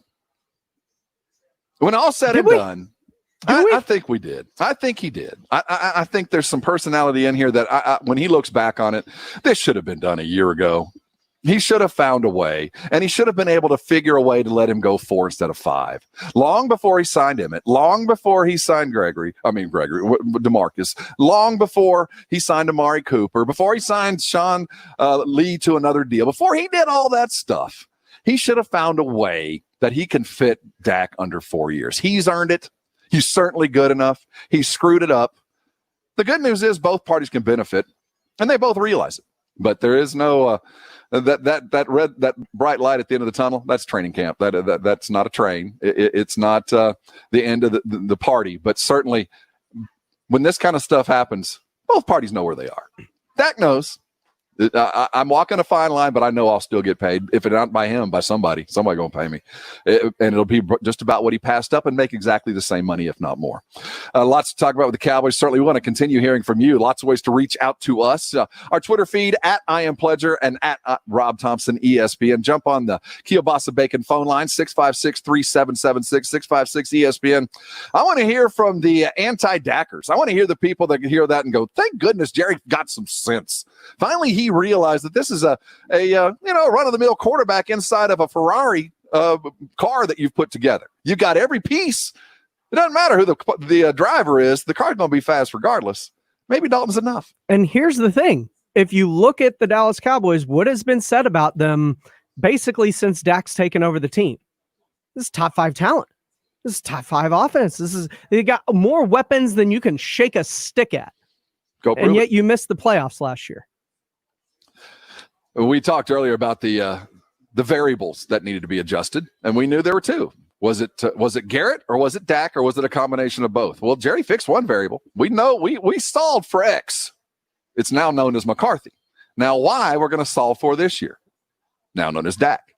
Either it's functional in this limited preseason, if there's light at the end of the tunnel, or we're moving on. That's where we sit. Elena Deladon does not want to play in the WNBA bubble. Not because she doesn't want to play, but because she says she's ill, that she's dealing with Lyme disease. WNBA says that is not reason enough not to come. If you don't want to come, you will not get played. A waiver was not granted. We're going to hear from Elena Deladon, and you're going to hear the regimen that she goes through. What are your thoughts? If you don't want to play and you have a medical reason, at least your physician says, should they pay her? We'll talk about it next year on the Blitz. You're on 1250 ESPN San Antonio, 94.5 FM, and on the go at ESPNSA.com. You can't drink all day if you don't start in the morning. Go Lick and Wingo. Weekday mornings starting at 5. 1250 ESPN San Antonio and 94.5 FM. All day, every day. You know, nobody ever plans on getting arrested, but it does happen to a lot of people every day for all kinds of reasons, whether it's you or maybe you get a phone call from a family member, a friend that they got arrested. You know, you want to get out of jail fast, and the best way to do that is by calling my good friend Albert and his great staff at AA Best Bail Bonds. 210-225-2121 is the phone number, or go to the website, mybestbailbonds.com. You can even start the bonding process there online. You don't have to call attorneys or anybody else to get out of jail. A lot of reasons for that. And you certainly don't want to be forced into a PR bond. If jail offers you a PR bond, make sure you truly understand what those conditions are before accepting it. Your best option, AA Best Bail Bonds. Nobody beats their price. They offer payment plans, have a free shuttle service. They're discreet and confidential and open 24/7 to get you out fast, with offices all over San Antonio and Texas, services nationwide. So if you're down in Corpus, the Valley, up in Dallas, anywhere in between, AA Best Bail Bonds, license number 149. The telephone number, remember it, 210-225-2121. 225-2121, or online, mybestbailbonds.com. These days, more and more women are asking for fancy-shaped diamonds. Ovals, princess cuts, cushion cuts, ashers, marquise, heart-shaped, pear-shaped, emerald cuts. All very popular this year. And no one has more of these special shapes than Diamonds Direct. In fact, we've just increased our selection of these beautiful stones, with sizes ranging from a half carat up to 10 carats. And while other jewelers will try to tell you these fancy shapes cost more, the fact is, as you'll learn at Diamonds Direct, fancy-shaped diamonds should always cost up to 20% 20% less than the same size round diamond. Plus, in many cases, a fancy-shaped diamond will have a larger face and appear bigger than a round diamond with the same carat weight. So, with a fancy-shaped diamond, you can get a bigger look for a lower price and have a diamond that stands out from the crowd. Come to Diamonds Direct and get the facts about fancy-shaped diamonds, see the largest selection, and get the guaranteed best price. Diamonds Direct. Your love, our passion. At the shops at La Cantera. Your source to local news in San Antonio begins with the San Antonio Express News. We've collected, written, and shown the stories that matter most to San Antonio. Look no further than the Express News to continue to provide information and strength to the community. Everyday news stories are spoken, providing hope and inspiration. The Express News is committed to providing timely and accurate reporting to help make a difference in the community we live in. Support local. We are San Antonio. We are the Express News. Come read us today at expressnews.com. It's time for some straight talk. Even though most live sports are on hold now, big wireless companies haven't stopped playing games. They're always trying to lock you into overpriced contracts. With Straight Talk Wireless, there are no contracts. It runs on America's best networks, same as the big carriers, for up to 50% less. $45 a month gets you the unlimited plan with 25 gigs of high-speed data, then 2G. You might miss sports, but don't play games, you'll lose. Straight Talk Wireless. No contracts, no compromise. Savings may vary. See terms and conditions at straighttalk.com. As you get back to business, small things can make a big difference. Like marking safe distances with floor tape and posting reminders to wash hands. As always, Grainger is here to help, offering supplies and solutions for every industry. Free access to product specialists, 24/7 support, safety recovery guides, and more. It's part of our commitment to help you adapt and recover in these challenging times. Call, click Grainger.com, or just stop by. Grainger, for the ones who get it done. I guess I'm a disappointment. Doing everything I can, I don't want to make you disappointed. It's annoying. I just want to make you feel like everything I ever do is never trying to make an issue for you. But I guess the more Blitz is brought to you by the Thompson Law Firm. Jason Thompson. ALawyerForUs.com is his website. His number is 210-900-0400. Why would you call him? He is an experienced personal injury attorney, 20 years of experience here in San Antonio. Won lots of money. He has defended many, many clients because, one, you absolutely can trust that Jason Thompson will have your best interest at heart all the time. If you're dealing with an insurance company, know right now they have attorneys working against you. Hire an experienced personal injury attorney that wins. Jason Thompson, a lawyer for us. The number 210-900-0400, or go to ALawyerForUs.com. So the NBA is in their bubble. We're going to talk about the snitch line here in a little bit, but we talked a lot as Major League has come back, as soccer came back around the world, as baseball has come back and working their way back in, MLS as well, that there's a lot of players that just aren't comfortable coming back, and for a variety of reasons. We had Matt Barnes on yesterday talking about the bubble, and he brought up his good friend Trevor Ariza, who didn't go because he had a family issue, was taking care of his kids. Now, Trevor Ariza has made upwards of $50 to $100 million in his career. Not going to play in an NBA season ain't going to affect him much. He can back out without a problem. Davis Bertans chose not to play because, hey, he's a free agent. He got money to make, and what's 8 games going to do other than harm him? He could blow something out and not get paid. He decided not to go. Avery Bradley wanted to skip out from the WNBA, not because he didn't want to play, because he felt like there were better things that he could do, better time spent promoting a movement that needs to be promoted. All of those acceptable, and everybody should pat him on the back and say good luck, because this is a weird time. The WNBA has told Elena Delle Donne that she's got to come to work inside the bubble, despite the fact that she has Lyme disease. She was on SportsCenter today with Elle Duncan describing what she's going through and the reasons why she's not all that comfortable getting inside the bubble. Shock. I mean, for 9 years now, I've been dealing with Lyme disease and other co-infections that have destroyed my immune system, and I've been immune compromised for years. So when COVID has come around and I saw that if you're immunocompromised, you have to be super careful. I've been that, and I went through the process with the league of submitting all my information. My doctor, who's been treating me for 9 years, submitted a letter basically saying this isn't safe for her. So when I got the call that I was denied, I just was completely shocked. I didn't understand.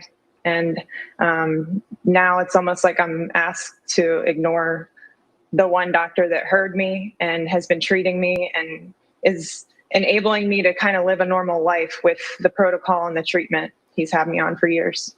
Elena, why do you think that there is a discrepancy then between your personal physician and the independent panel of doctors that it was assigned by the league? Unfortunately, this is something I've gone through ever since contracting Lyme disease. There's so much that people don't know. There's so much information missing. And obviously, I haven't done enough to speak up about this disease. And clearly, there's still a way lack of information. And there's a lot of doctors that still refuse to believe that when you have Lyme and co-infections, it can be reoccurring and you can have infection for many years. So this is kind of an eye-opener once again for me that not much has changed in 9 years, and I've got to do my part and continue to speak up and speak out for those people that are fighting the same battle that I am. Yeah, Elena, I mean, people see you, I think, as a sort of mythical figure, someone who dominates the game. How does Lyme disease affect you? I mean, I take 64 pills a day, and throughout the day, I'm taking these. I know taking that much medication every day probably doesn't have a great effect on my long-term health, but I love the game of basketball. I found a protocol that sometimes works for me and enables me to play. Elena Delle Donne discussing the fact that the WNBA has denied her claim that she doesn't want to play, that she can't play because she suffers from Lyme disease. She wants to stay home, but she feels like the disease itself is reason enough for her to continue to get paid, given the circumstances she would be entering in the WNBA bubble. Her contract, she signed a pretty good deal for the WNBA earlier in the season, right at $900,000, a four-year deal, a little over $200,000 a year. In the world of professional sports, this is nearly amateur. Let's not kid ourselves. $200,000 for a WNBA player, considering the umbrella that she works underneath, that ain't a lot of money. It's unfortunate. It should be a lot more. She's the reigning MVP, for goodness sake. She's the Russell Westbrook of the WNBA. There are others that are better. There are others that win a little bit more, but certainly she's in the pantheon of those. When you think of the WNBA, Elena Delle Donne is in that top 5 to 10 players that come to mind. She certainly is important to the league. She is one of the faces, and I think that's her problem. I think they have to have her. It's hard enough to get an audience with the WNBA. And one of your stars stays home with a disease, a syndrome that the panel of doctors that the WNBA chose, that were agreed upon by the players, said that that ain't enough. It doesn't cover, it doesn't fit with the reasons that we're telling people not to show, like diabetes or age or hypertension or all those things that playing into the sicker types. I feel bad for her.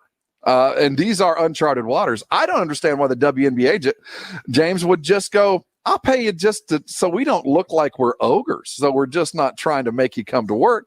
But I say that full well knowing, as I've said over the last 4 or 5 months, there are people getting up, going to work every day with Lyme disease at your local HEB. Now, it comes down to the want to and the get to. You get to go play basketball. You get to be a professional player like you dream to be. Now, if you don't want to, you don't have to, but you don't get paid. And we all aspire to be the ones that get enough money that we get to choose.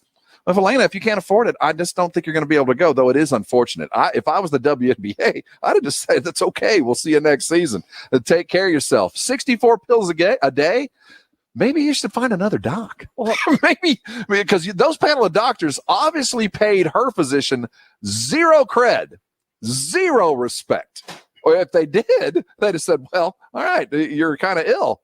But for them to hear that, I'm sure that the panel heard what she was going through, and they gave whatever she's doing zero credibility. And here's the other thing. The WNBA is already fighting off one bad publicity look with the senator from Georgia for the Senator. Atlanta Dream that has condoned the Black Lives Movement.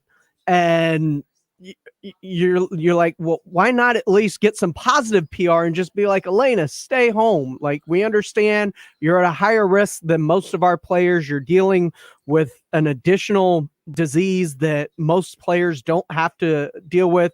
Like, we get it. Stay home. Be safe.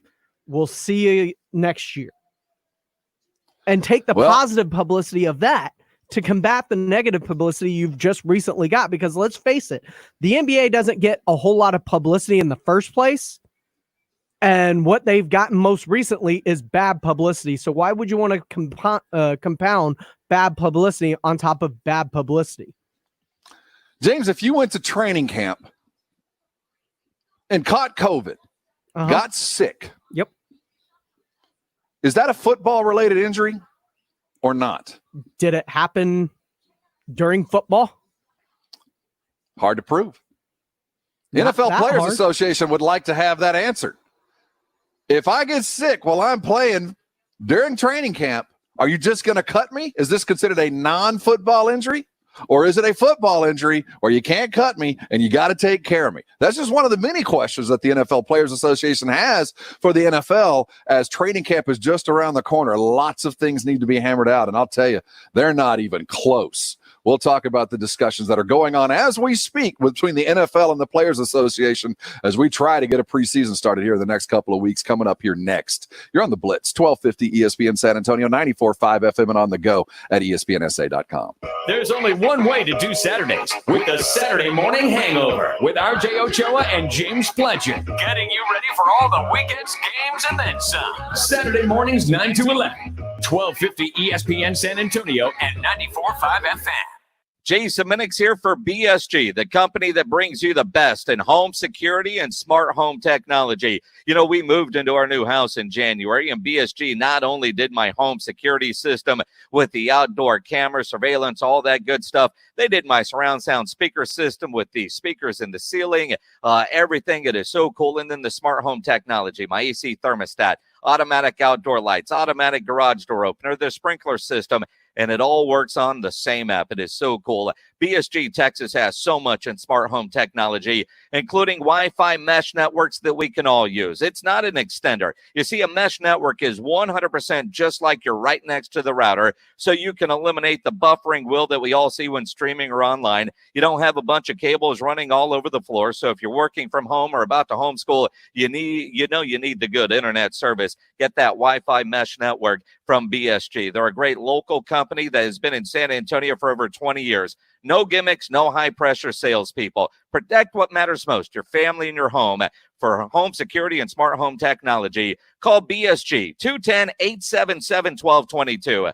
210-877-1222, or go to the website bsgtexas.com. Jason Minix here for my friends at Alamo Water Softeners, a great locally owned company that loves supporting our community and the military. Alamo Water Softeners is a proud sponsor of Operation Interdependence. If you have items to donate to our troops, stop by Alamo Water Softeners on the corner of Thousand Oaks and Wetmore. They are the kind of company you want to do business with. Alamo Water Softeners, your all-in-one water solution. Remember the Alamo Water Softeners, 210-274-6122 or alamowatersofteners.com. Injuries happen even during a crisis. When they do, skip the ER and get to the Ortho Now Injury Clinic by TSAOG Orthopedics. Ortho Now provides walk-in care for injuries like broken bones, sports injuries, dislocations, and sprains and strains. With 2 locations, they have extended hours Monday through Saturday, on-site x-ray, casting, and bracing. Ortho Now has everything you need to treat your injury with no urgent care or emergency room copay. Injured? Get to Ortho Now. Visit tsaog.com/Ortho Now for more information.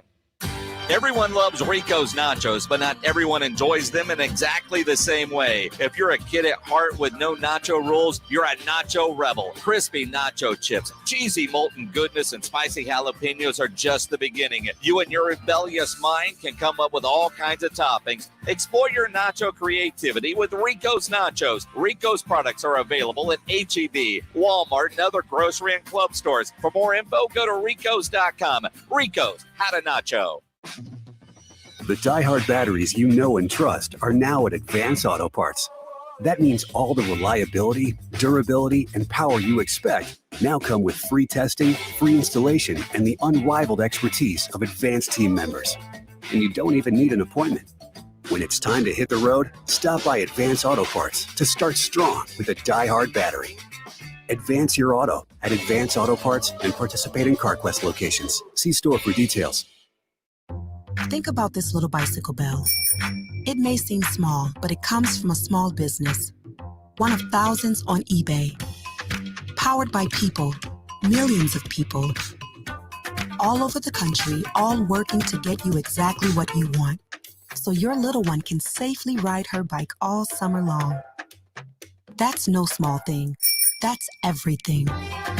Get your thing on eBay.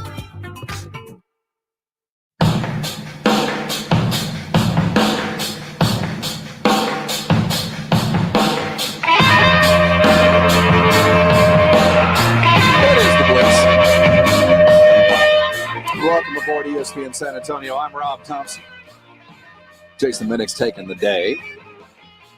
He's in mourning.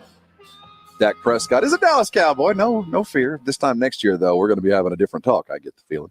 He's James Pledger, producing us all the way till 7 o'clock, the host of the Saturday Morning Hangover on Saturday, and the co-host today. We're going to talk about the basketball tournament, what we saw last night in just a couple of minutes. Travis Diener, the wily one, hits a three in the corner. The team wins $1 million, and a bar tab is paid. We're going to talk about the TBT. Myles Garrett getting paid. One of the defensive side of the ball got some money. Derrick Henry, running back with the Tennessee Titans for the next several years, signed a whopper of a deal. Not quite Zeke money, but respectable for Derrick Henry. The franchise deadline paid off for some. It just didn't for Dak. But before we do, let's talk about the NFL. We're 2 months away from the first week of the NFL season, and we don't know if it's actually going to happen. But we know before anything can happen, before they can even report to training camp, the union and the league need to come to an agreement on a variety of things.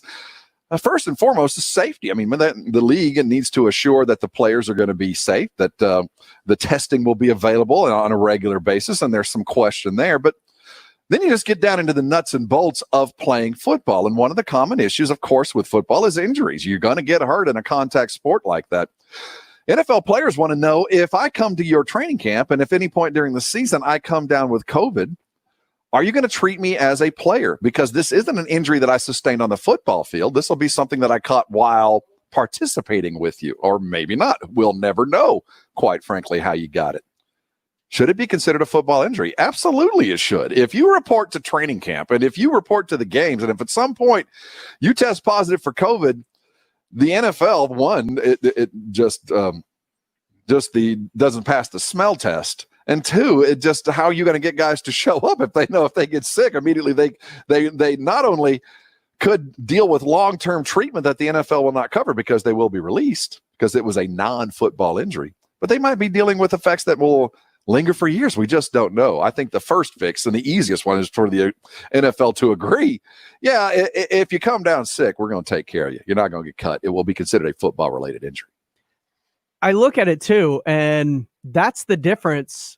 And probably what they're arguing over with the football injury is it's a lot easier to deem it a basketball injury when you're in a bubble. When these players are going home, interacting with society, maybe acting a fool at night, you don't know what their lives are like once they leave the NFL facilities. That opens things up, and that may be where the owners are like, look, if you're out at the club partying, I don't want to pay for your football injury that you caught partying in the club and brought into the rest of the team. I think that's a valid retort. I agree with you. I just don't know how you're going to enforce it. I agree with you because you'll never be able to prove where you got it. Hence the importance of a bubble. Well, there is no bubble, so we can't make that argument yet. I do think that the NFL Players Association is headed that direction by their demands, because not only do they want to make sure that they get paid regardless of, because you can't quite trace it down to a T how they got it. They want to make sure that the football injury will be treated as such and they'll be paid while they're out sick. They also want to have a clause that will allow players that if they get to training camp, if they arrive and they look around and go, I don't feel safe. I don't think there's enough testing. I don't feel like I'm being quarantined or can be quarantined to the extent. I'm not comfortable hanging out on the football field with this glass mask. Everything about this just does not feel right. What happens to players who go to camp and then go, this ain't working for me, I'm out? Because right now, the NFL will pay you if you do come up with a logical reason, an accepted reason for not playing. You'll get your base salary. Now, there won't be the kickers. You're not going to get any of the bonus money or that you could accrue for yards or games or whatever that might be. But your base salary will be guaranteed. So the NFL is comfortable there. But what happens if the decision changes? If you get there and you don't like it, do you still get paid? Even though you don't have any other reason other than I don't like what you're doing. There's a lot of questions that have to be answered, and these are the tough ones. These are the ones where you literally are going to find out, where does the league stand on my safety, and how far are they willing to go to protect me? And if I don't feel like it, then that answer affects everything that follows as far as our negotiation to come back and play. And they're also trying to get stipends put aside in case what happens if we get to week 6 and there's a massive outbreak amongst several teams where they go NBA and just shut the entire season down. Well, they are, according to the contract, if they play one game, they're liable for the season. The owners are. According to the contract as it sits now, one game played, that's enough to guarantee the entire year. That is a huge matzo ball hanging out there. The owners know contractually if we play week 1 and week 2, there's a breakout, I got to pay every player the full amount of that base salary. That's part of the contract that they've signed. No force majeure clause involved with this. Interesting there. So the owners, they have the choice of we'll give you football. We'll do everything we possibly can. We won't have fans out there. We're going to have difficulty traveling. We can't afford the bubble. We're going to bring everybody in. And now you're going to want me to pay and guarantee everybody's pay, whether they get sick or not, which I think they'll agree to. It's cheaper for us not to play. And if we play one game, if I'm in for a penny, I'm in for $1. So you're going to have to follow the motivation for the owners. How eager are they going to be to spend the money that's going to be required, I think, to keep all of these players feeling relatively comfortable that are on the edge right now, but are going to lead toward playing just because I got to ride with my boys. I got a team that could win it. I'm not going to sit away from it. And then I've got a limited number of years that I can play. I'm going to ride with you. But what happens if they show up and they find no? What happens if the season is done? This is what the NFL is facing. And there's 2 weeks. We had a year to figure out if Jerry could come up with an extra year on a contract for a measly $100 million. You think the $1 billion entity with the NFL is going to come to an answer in the next 2 weeks without some sort of delay? I can't imagine, James, that the training camp as we see it starts on time, because there's still the talk of shortening. There's still the talk of a variety of things that are going to need to come into play. And now players are talking about, well, let's talk testing. You know, I'm watching the TBT and they're getting tested 5 times a day. I'm watching the NBA and they're getting tested like crazy. You're telling me I don't get tested every day? That the guy next to me that I don't know what he did last night ain't getting tested every day? Logical questions, logistical issues that need to be hammered out in a remarkably short amount of time, because we all know the answer. The bubble works. The TBT went off. The NBA, we've had, 2 positive tests? Now, long-term to see if it can maintain. But as we sit today, after hundreds, thousands of tests, we know what works. Are you willing to pay for it, NFL? And the NFL's not going to get the NFL's not going to get the same luxury that they're getting with whether it was the TBT's bubble or the NBA's bubble, because Major League Baseball is starting about the time that rookies report to camp next weekend. We're a week away from rookies reporting. The teams report in 2 weeks, but rookies report next week. By then, baseball's already on and you've already reported. So you don't get the luxury of seeing how the non-bubble environment reacts. You don't have that kind of time. The NFL faces a lot of questions, and it's impossible for it not to get rancorous. It's just not possible, because there's too much at stake and there is no right answer. There is no perfect answer because there just ain't enough money to do it. We know you're professionals, and we know that as much as possible can be done, but there's limits to what can be done. And the NFL is going to have to justify what little or what they are doing to a players association that I think has lots and lots of questions. Lots of guys need to get paid, but there's a lot of them afraid of the situation that they're about to join. There's a reason why the NBA put up a tip line, because the trust level amongst players seems to be pretty low. We've already had 3 people inside the bubble, break quarantine for whatever reason. It seems to be that food was involved with all 3 of them, but The NFL guys see this, and they go, well, they're in a bubble. These guys are cheating. You think I trust the guys that are going to training camp in Las Vegas? Not to hit the club at night? Not to go hit the casino late in the evening? It's open and it's available. And you're not going to test every day, and I play them next week? There's logical arguments there, and one that it ain't going to be easily settled. I say all that knowing full well they will. Too many guys have to get paid. Too many guys have to play, and they'll buckle just as quickly as any other organization for those that are looking at another year without pay, a full year when they only get these 20 checks. And you look at the players looking at other players on other teams and not trusting them to not go out and do so. You don't think the owners don't even trust the players on their own team to not act a fool at some point? There's always that one guy. There's always that one guy on every team that could just blow it for the entire team. And so I think that might be a sticking point if it comes to, well, is it a football injury? Because, well, it's a football injury if you contract it playing football, but I can't be held responsible for your day-to-day life. And there's some justification for that. If it can be proven that you broke quarantine, you went and did something you shouldn't, then you should not get paid. But that'll be a very difficult ask. It sounds easily to negotiate, but if I'm a union, I'm not giving that up. You're paying regardless because I don't know where you got it. He could have gone out, but that doesn't mean he caught it. Now, you broke a rule, and that might void whatever deal we have. But this will be a tough one, and it's not going to be pretty as we get closer and closer because as Indy Kalu tweeted out today, football player here from San Antonio, Rice, he's a smart guy, said, what happens if we lose just one football player? If one football player gets sick, how do you even begin to justify it? That's what we're facing as we try to get into an NFL season. We haven't even started talking about college football. When we get back, we talk about the snitch line. Are you a do-gooder? Are you a type, were you a safety patrol in elementary school? Did you wear that orange belt? Did you make sure no one ran in the halls? Well, the NBA might need you. There is a tip line there at the bubble, and evidently it's being used quite often. We'll talk about the thought behind it. And is Chris Paul a narc? A snitch? We'll talk NBA next here on The Blitz. You're on 1250 ESPN San Antonio, 94.5 FM, and on the go at ESPNSA.com. Getting healthy isn't the easiest thing in the world. So many of us think about getting on a diet. We don't like the way we look, or we like to have a little bit of a looser feel in our clothes. Others of us run into a situation where, quite frankly, if you do not lose weight, medical issues that were on the borderline almost here will arrive. I was there. I wasn't completely sick, but my numbers didn't look good. I was aging, and I thought, well, these numbers are going to rise. I'm going to have high blood pressure, and I'll be pre-diabetic, and a little bit of my triglycerides might be a little bit high, and I'll be dealing with that just because I'm getting older. Well, you know what? That's so much of that is affected by your weight. You don't need to get there. You don't need to feel the way that you did, even if a doctor tells you you're healthy. Doctors always told me I was healthy. I was just close. Well, I went to the Institute for Functional Health, and I met Dr. Torres. And I found out that while we all want to diet, it's living healthy that is the key. And if you live healthy, certainly the weight will fall. And that's where I started.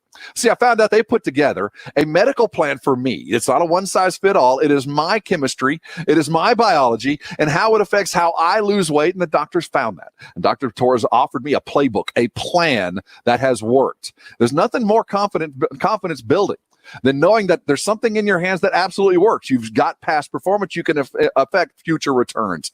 Do what you're doing, and you will feel better. I've been doing it for 9 months. I'm down nearly 40 pounds. Is it easy? It's pretty easy, but it's not the easiest thing I've ever done. But what worthwhile ever is. I want you to find out how healthy you can feel and how quickly it can actually happen for you. Losing weight ain't easy, but living healthy certainly makes it that much easier. I learned how to eat, what to eat, when to eat, all the things that go into a healthy lifestyle, and I've never been happier. I want it for you. I want you to call Dr. Torres. You can either have your free consultation with him via the phone. He's pretty good with FaceTime. You can go down there and meet him. They're covering all the precautions. I've gone down there several times. I felt absolutely safe the entire time I was there. Give him a call. Find out what I know. The number is 210-468-1891. Again, that's 210-468-1891. You'll never see your health the same way again. You will know what makes you feel good, and it's how you eat. It's the energy you're putting in. You're going to get it out the same way.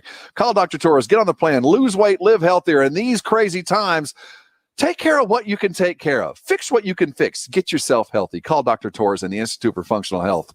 I know if you do, you're going to thank me later.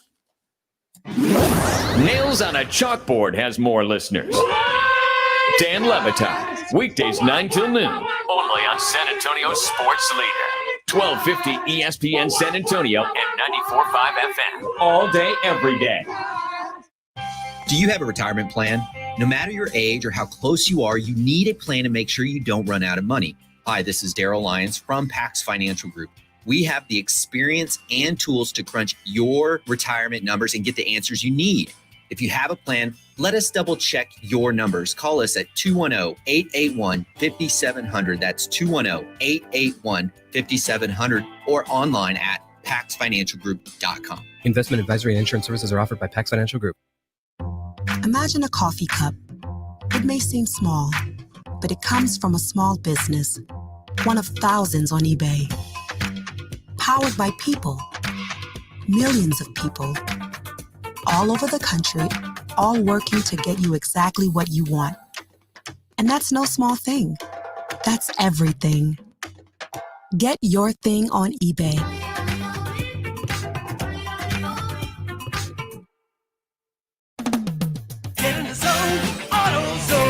At AutoZone, we're here to help you keep life moving. And we've got your battery needs covered. Whether it's in the form of a free test or just a free charge, we can help you start strong. And if it's time for a replacement, we've got a full selection of batteries starting at just $79.99. That's why we're America's #1 battery destination. Based on data from the NPD Group Incorporated Car Care Track, 12 months ending December 2019.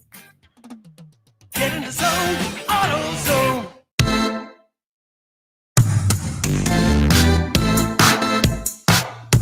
It's the Blitz.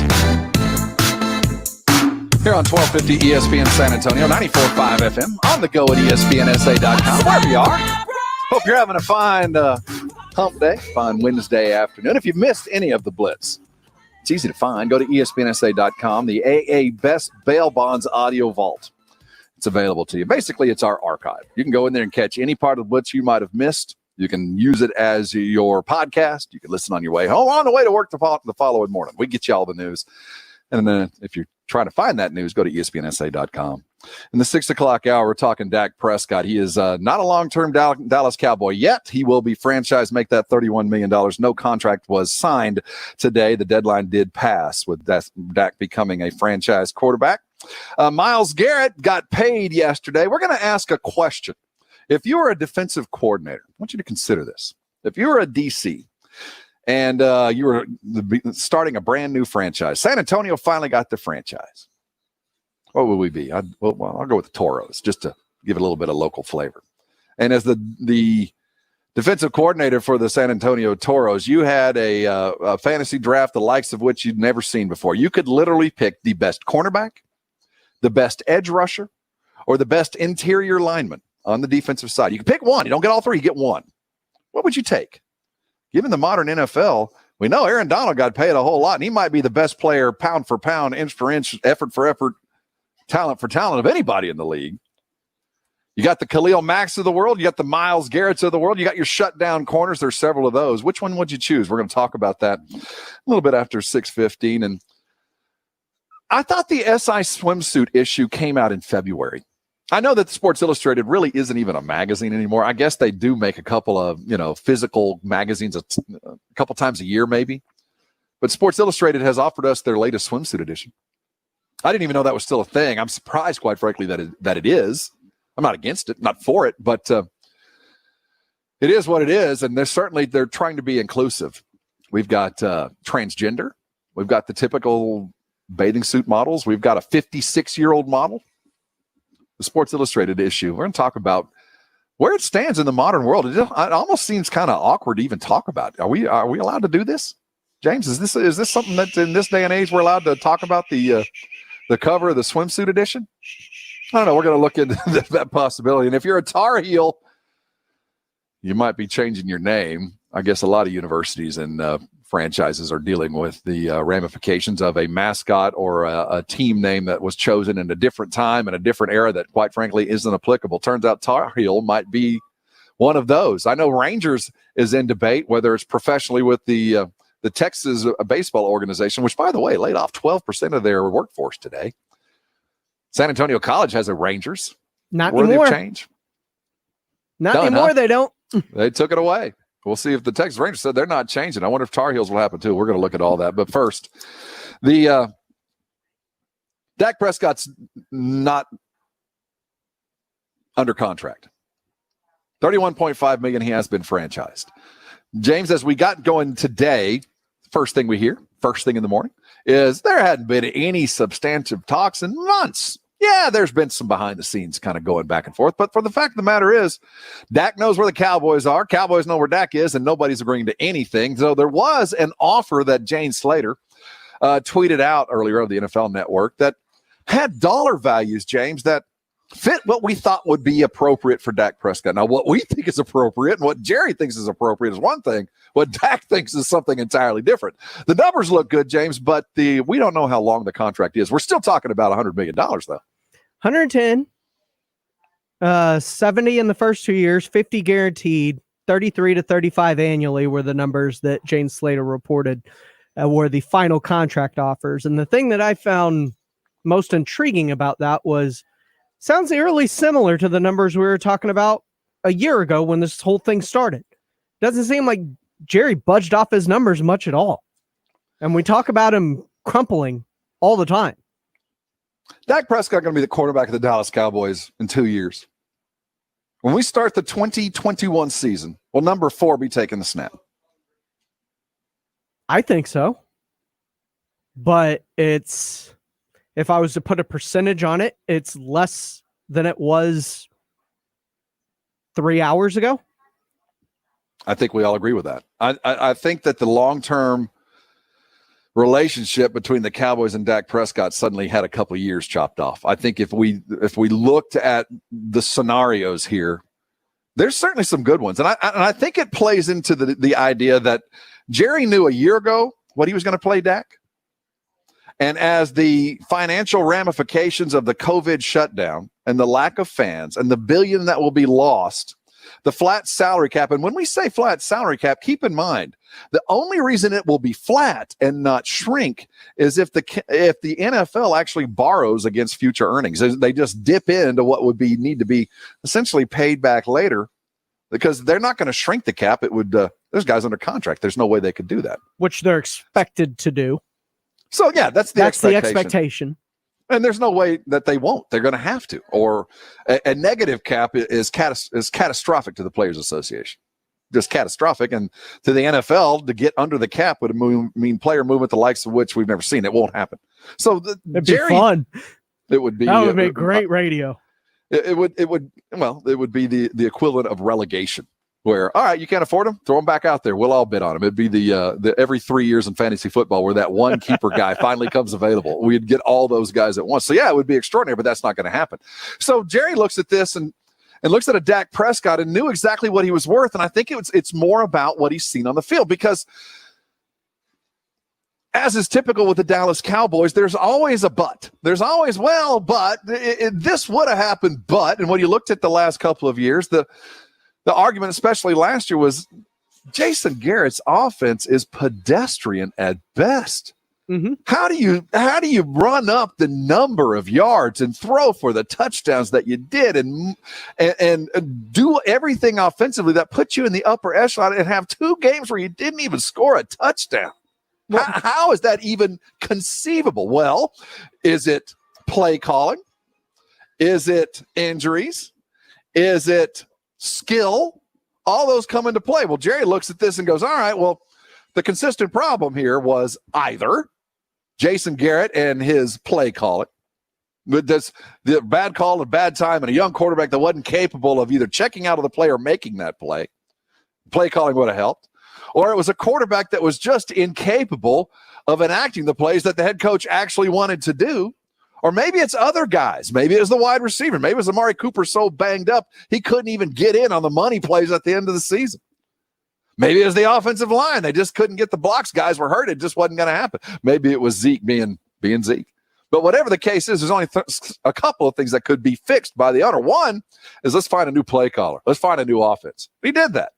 Jason Garrett had to complete his contract. Didn't get fired early. He had a lame duck year, as James so aptly put it. He got to play for his job. He got to call games for his job. He got to win games to keep them, and he got to lose them to lose it. And guess what? He lost it. He lost them. So that variable fixed. X is fixed. Mike McCarthy comes in with the pedigree of developing, or at least working very well with Hall of Fame quarterbacks. That's fixed. What's the next variable? Well, that might be the quarterback. And Jerry looks at that. Why should I commit long-term when you're still a variable? When I look into your eyes, I don't see Troy Aikman. It might be there. When I look into your eyes and I listen to you talk, I love what you're saying. Everybody loves you. You're a good guy, but you're not all that accurate. Even your highlights look a little off now and again. Mm-hmm. And sometimes I think your checkdowns don't really fit. Can we fix it? I think it's a lot fixable here. In fact, I think you're $100 million fixable. I think you're one of the top 10 quarterbacks in all the league. And if you're here, we can win a Super Bowl, but I'm not paying you a damn penny more, not for a damn day longer than I have to. And Dak wants a short contract. Jerry's not going to do it. We got here because Jerry sees what he sees and Dak sees payday. We're up against it. We'll be right back. You're on the Blitz, 1250 ESPN San Antonio, 94.5 FM, and on the go at ESPNSA.com. Everyone loves Rico's nachos, but not everyone enjoys them in exactly the same way. If you load your crispy nacho chips with more than cheesy molten goodness and spicy jalapenos, you're a nacho rebel. Explore your nacho creativity with Rico's. Rico's products are available at H-E-B, Walmart, and other grocery and club stores. Rico's, how to nacho.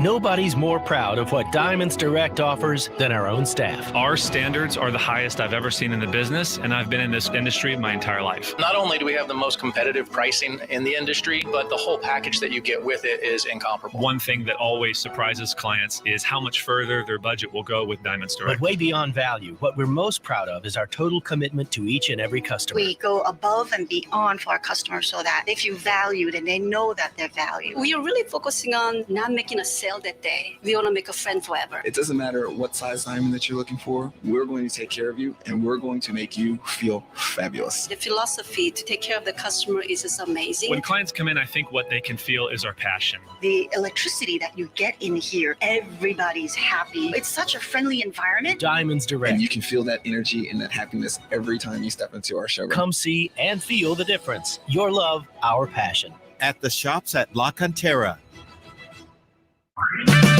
At O'Reilly Auto Parts, we'll help make your auto repair, maintenance, and restoration projects easier. So when your car isn't stopping like it used to, our professional parts people will help you find the brake parts and supplies you need to do the job right the first time. Now, for a limited time, get 15% off a set of Brake Best pads and 2 rotors. O'Reilly Auto Parts. Better parts, better prices every day.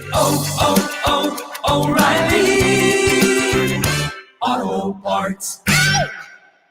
It's time for some straight talk. Even though most live sports are on hold now, big wireless companies haven't stopped playing games. They're always trying to lock you into overpriced contracts. With Straight Talk Wireless, there are no contracts. It runs on America's best networks, same as the big carriers, for up to 50% less. $45 a month gets you the unlimited plan with 25 gigs of high-speed data, then 2G. You might miss sports, but don't play games, you'll lose. Straight Talk Wireless. No contracts, no compromise. Savings may vary. See terms and conditions at straighttalk.com.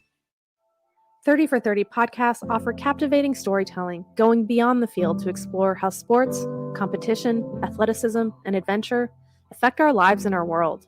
Sports stories like you've never heard before. 30 for 30 podcasts are presented by ADT. Did you know ADT can design a security package that fits any lifestyle? Every ADT security package is designed to help protect your home in a way that works with your budget.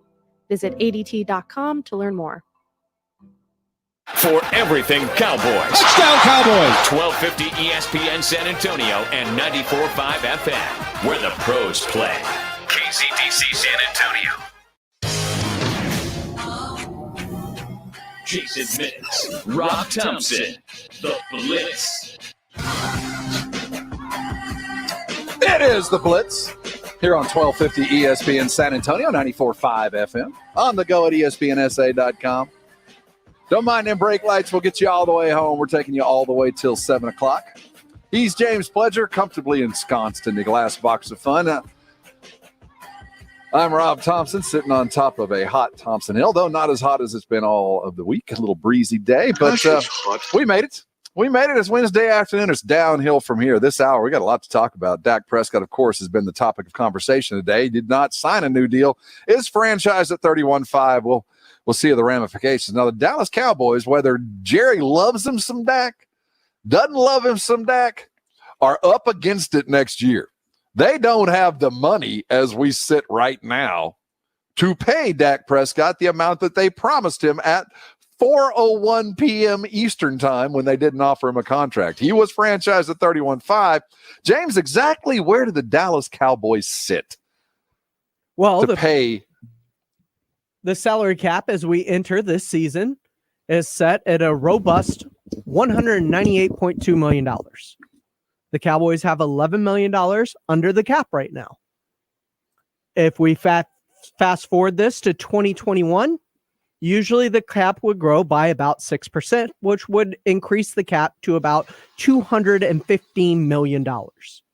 That's not going to happen. That's likely not going to happen, and we're looking at the possibility of a flat cap, which means it carries the 198.2. The Cowboys have $179 million in committed salaries to the 2021 salary cap. That leaves them to come up with $17 million or so in the cushions. $17 million. And that's for the 2021 season. And that's just to re-sign Dak at the franchise tender, which will be $38.666 million. So to operate under the possibility that the Cowboys can afford to franchise him twice without significantly altering the roster, it can't happen. So we've talked about July the 15th, 2020 as being the deadline that will make the deal. Well, that's not the deadline. 2021. And while we hope to, the true deadline, we are now 364 days and 22 hours away from. Because that's the true deadline. Let's face it, at $31.4 million, Dak is still at a bargain, comparatively speaking, to the rest of the quarterbacks, especially when you're offering them $33 to $35 million annually. 31.4 is less than that. Therefore, he is still yet at a bargain. Dak's a gambling man. He's gambling on himself. He knows for sure he will make more money this year from playing football than everything that he has done to this point. He's guaranteed $31 million, and it's all coming. Now, what happens next is going to be according to how he plays. And I think that's Jerry from the get-go on these negotiations. You can play your way into a deal, but I'm not going to pay you until I absolutely have to. And if you don't play above that 31.5 line of demarcation that I'm offering you, I'm going to look elsewhere. There's other quarterbacks that can be had. Hell, I've got a quarterback on my roster for a whole lot less with essentially the same numbers that has been on a team that hadn't been nearly as talented as what he's on now. It ain't the answer. It's not the long-term fix, but worst case scenario is 2 years from now, I've already got a guy here that at the very least is close. He ain't as good, but he's close. But I also have the availability to others. I think Jerry's looked at this from the get-go knowing I'm not going to pay you that upper echelon money. You're not Russell. You're not Aaron. You're close to Wentz. We're in that neighborhood, but you're not the greats. You're not Pat Mahomes, and you're going to be paid accordingly. And if you want other than according money, it's going to be somebody else paying you. It ain't going to be me. And I can't imagine the $38 million being paid to Dak unless it is part of a longer than 4-year deal. Or a 4-year deal, which would be appropriate next year for 1 extra year, what would have been a 5 this year. Dak's not coming, but I do think he's going to have every opportunity to play into it. But I do think we need to reframe the description of Dak gambling on himself. Jerry is gambling on Dak.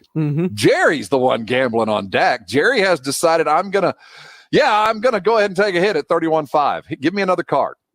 Let's hope that I get to 21. I'll go ahead. No, I'm not going to. You guys can knock. I'm going to take another card, and I'm going to take a look at it, and I'm going to play through this round. And this time next year, when I have a full accounting of what I got and I can see what the dealers got, I'll go ahead and make my bid. I'll go ahead and make my gamble. But until then, I don't have to. I'm going to let it go around the bend. I'm going to let other guys take hits too. And until I have to, there's no need not to.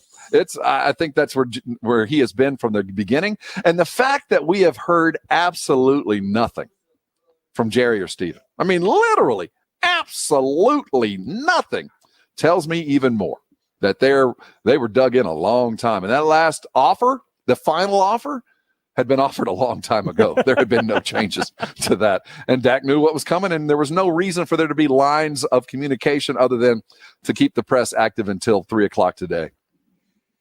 I look at what's going on with Dak and the Cowboys in this contract, and you're right. Jerry's betting on Dak because I truly believe I will pay you $40 million.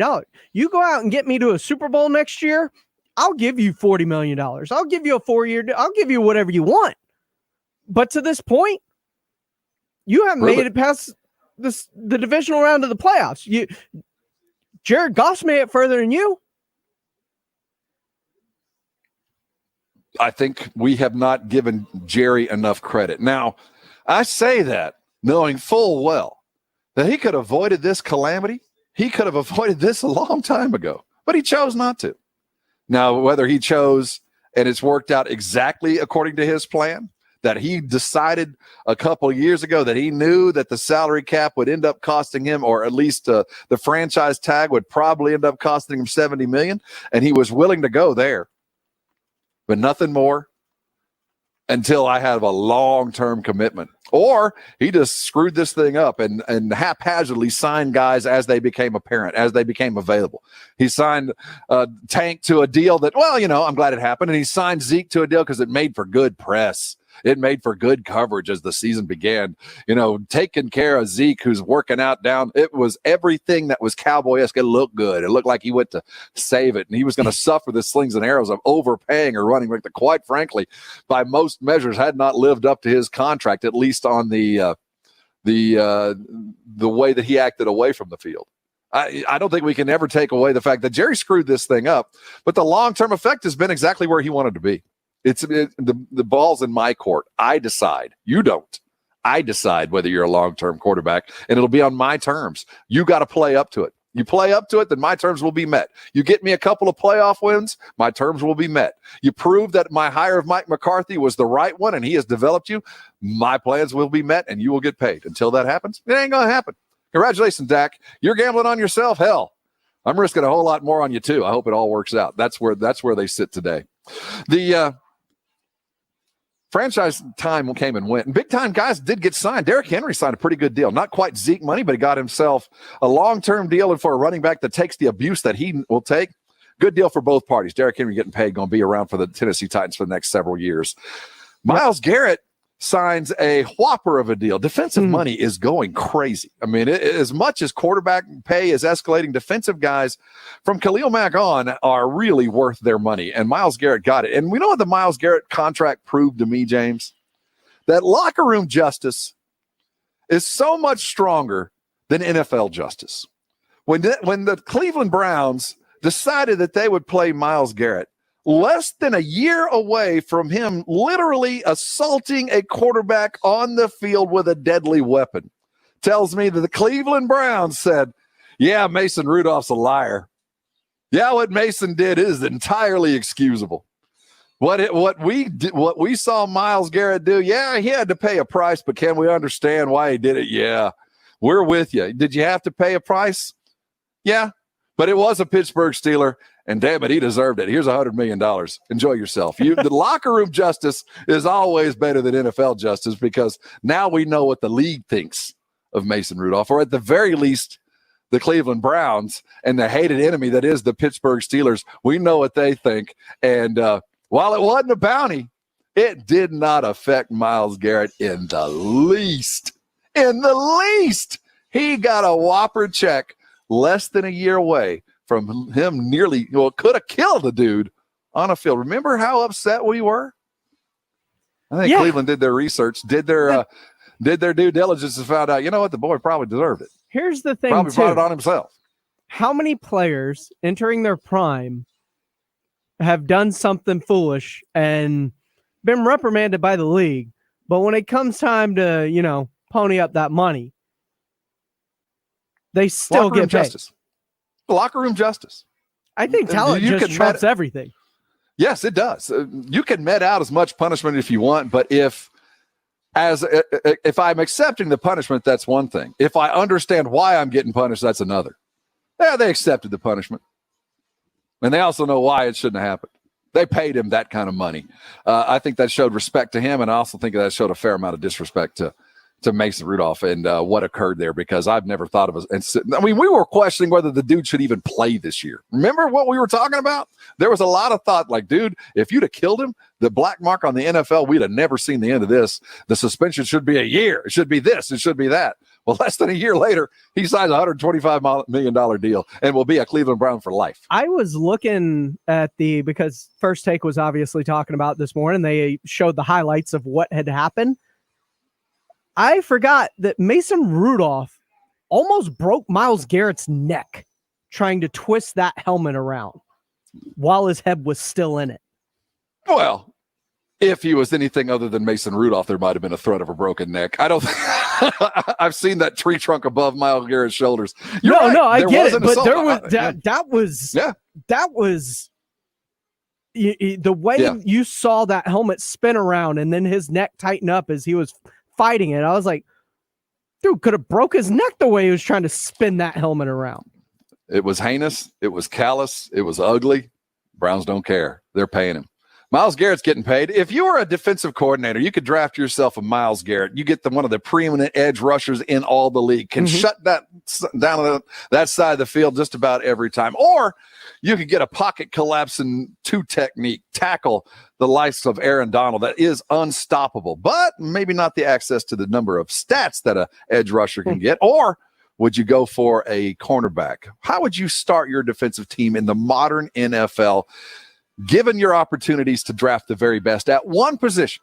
Let's talk about that next, because I think it's a little surprising what people will do to create the best defense. We're also going to look at the swimsuit edition that Sports Illustrated has offered. Yet again, that's still a thing. And if you're a Tar Heel, you might want to buy or change your name just a little bit as the Black Lives Matter movement and the injustices and misnamings continue to change. We got a lot to hang out and talk about, so do what you need to do.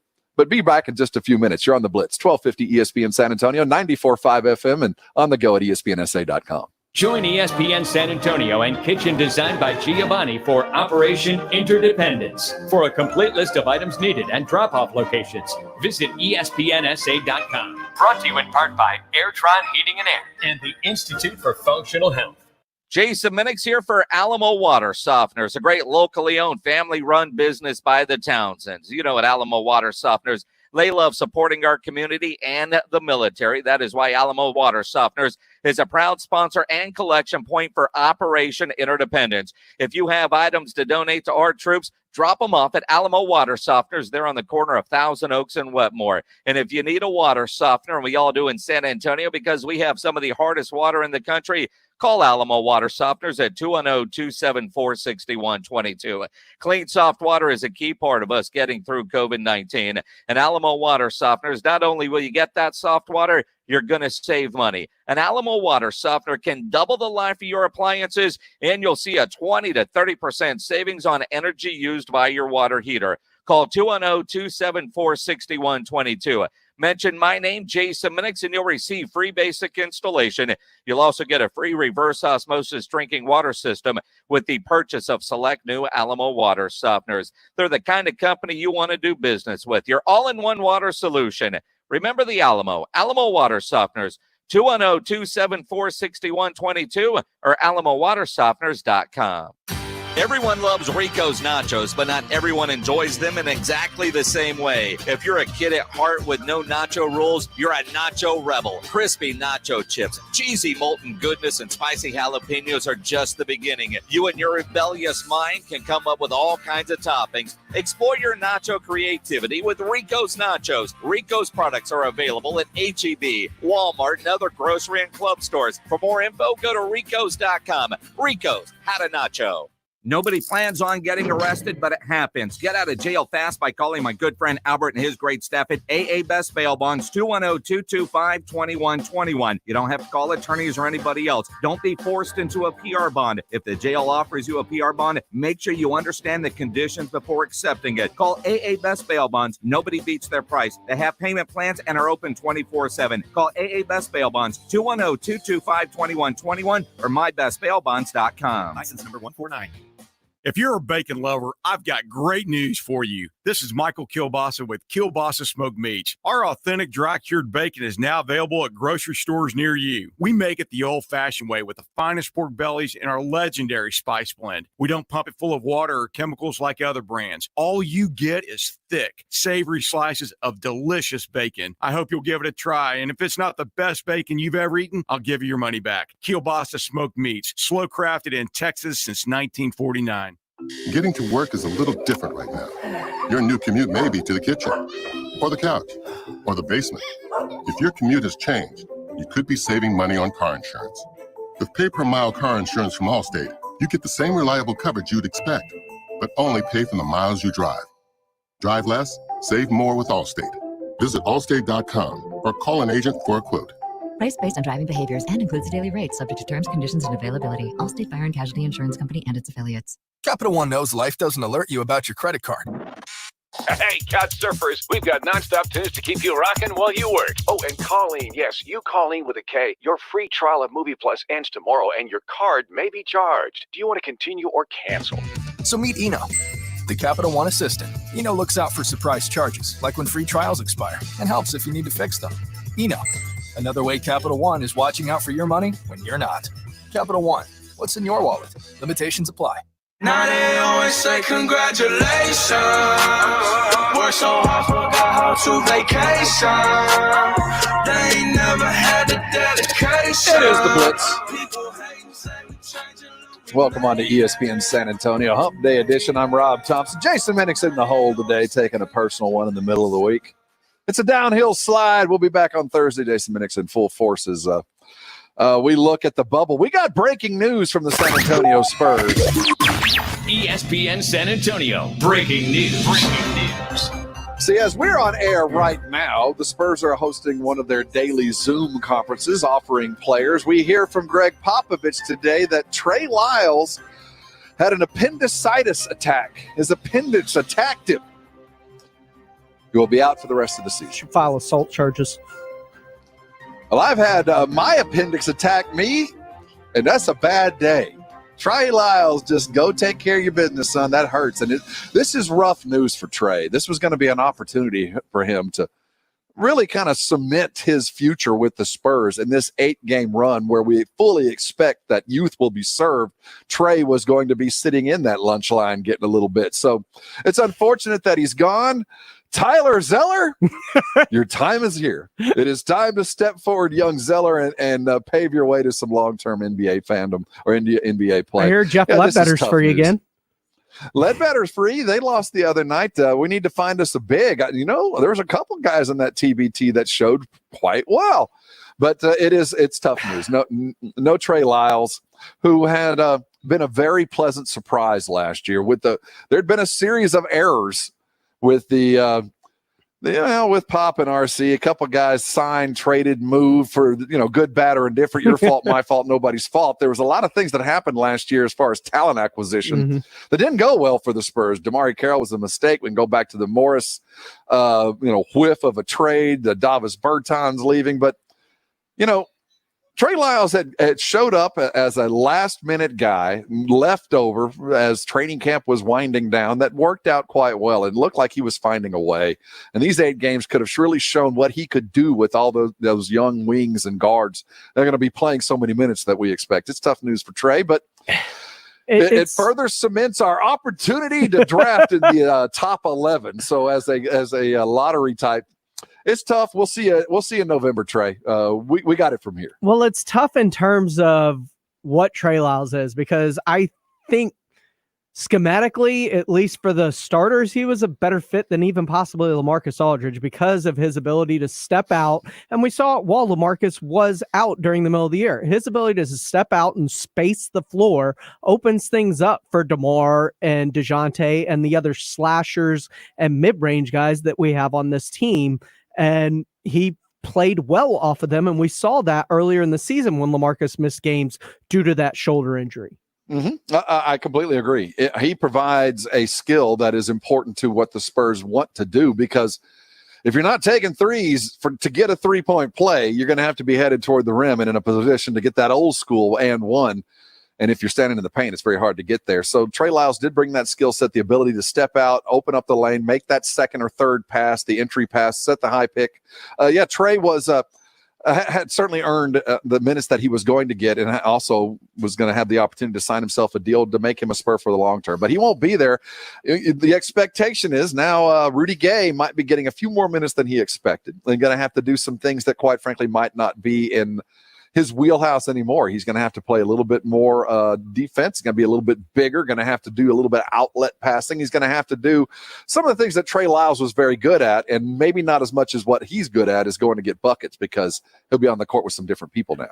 Positive spin on it. Chance for Rudy Gay to boost his trade value? Rudy, well, no, it's a worthy point, but Rudy is what Rudy is. This dog he's a professional bucket getter. He's a 12-minute-a-night guy. If he's hot, he will go get you some buckets. He will never do anything dumb. That's not going to affect it. It's going to affect, maybe some minutes that I don't think he was going to expect to play so much. But big change. LaMarcus Aldridge's gone. Jakob Poeltl going to have to do a little bit more. He's got a chance to make some money.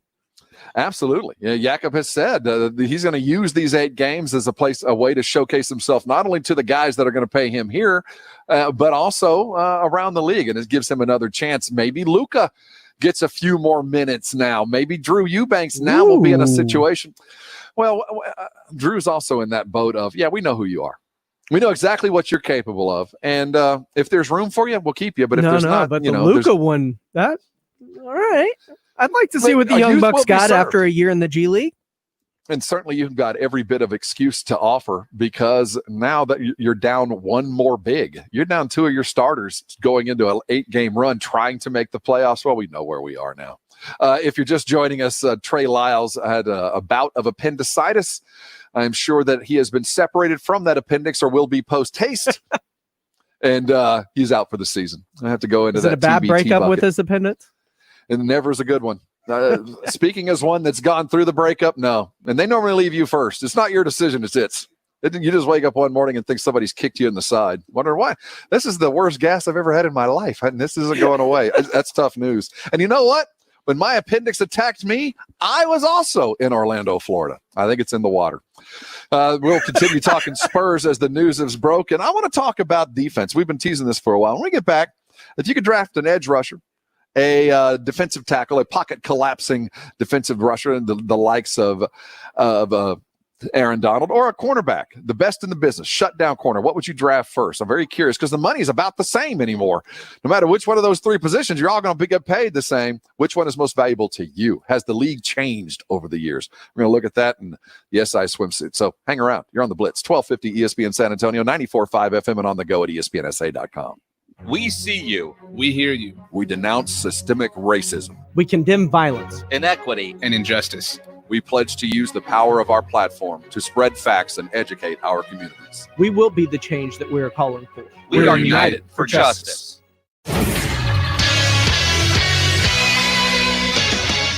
I'm James Pledger, and the 3 p.m. deadline came and went, and the Cowboys and quarterback Dak Prescott were not able to come to an agreement on a long-term extension, meaning that Prescott will play out the season under the $31.4 million franchise tender.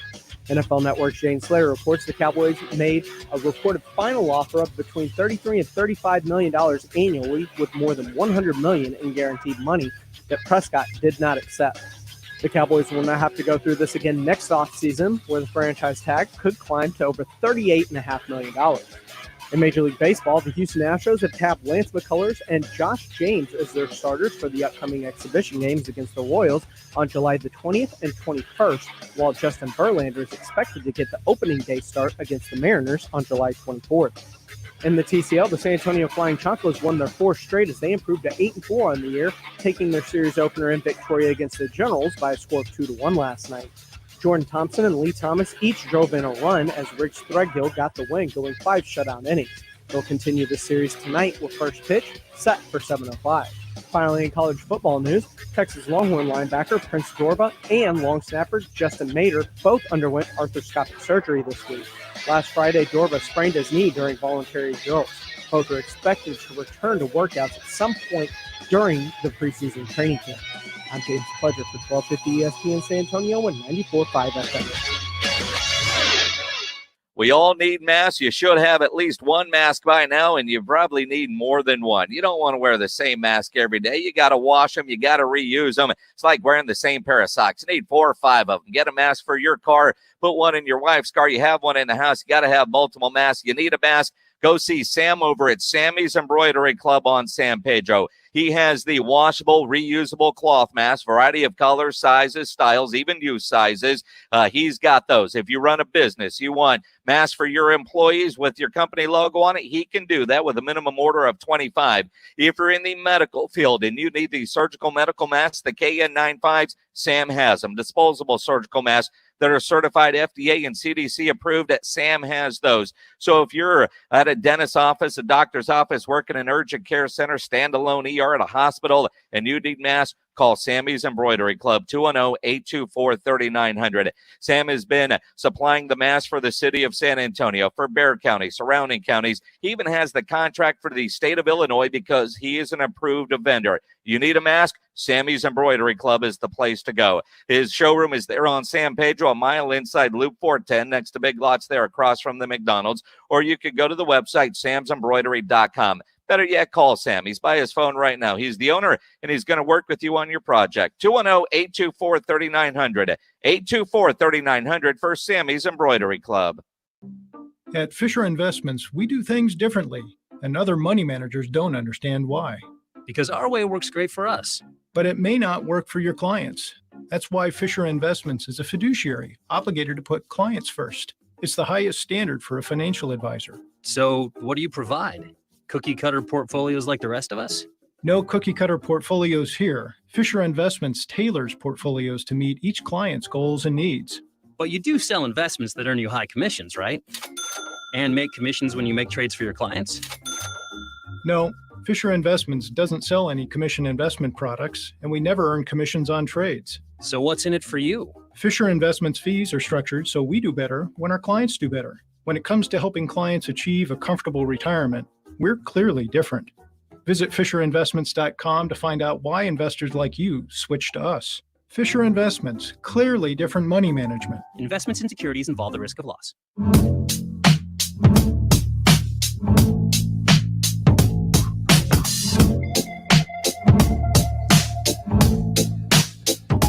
It is the Blitz. Wish we could turn back time. Here on 1250 ESPN San Antonio, 94.5 FM, on the go at ESPNSA.com. I'm Rob Thompson, sitting alone today on top of the hill. Jason Minnick's taking the day off. James Pledger, as always. Never alone with me. No, never.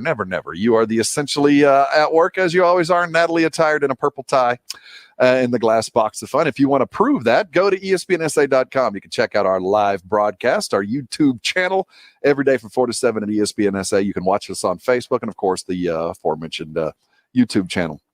Myles Garrett got paid. Myles Garrett, and deservedly so. He was facing a franchise kind of issue. We had the franchise date come and go. Myles gets paid well over $100 million, getting close to that Aaron Donald kind of money. If you could pick, James, you're a defensive coordinator, what would be the position that you would fill first? The best guy on your defense. And I want to limit it to just 3 positions because This is where guys are getting paid. And Jamal Adams at safety. Certainly safety has a place in this discussion, but going by the current NFL, safety is the fourth of the issues on defense. So you look at interior linemen and Aaron Donald. You could draft Aaron Donald. You could put him on your team. Or you could go edge rusher. You could get a Myles Garrett. And it doesn't have to be Myles. I'm just talking about Myles Garrett, Khalil Mack. Pick your favorite edge rusher. J.J. Watt, whoever rusher. You want. Yeah, you could pick that, or you could pick a lockdown corner, and it could be the lockdown that nobody throws against. It could be the corner that gets turnovers, but might give up a touchdown here and there. But you'll get to the returns on the investment in a variety of ways. Your pick of Ramsey, Byron Jones, Stephon Gilmore, Tramon Williams, whichever the best corners in the league you'd like. 656-3776. Yeah, 656-3776. 656 ESPN.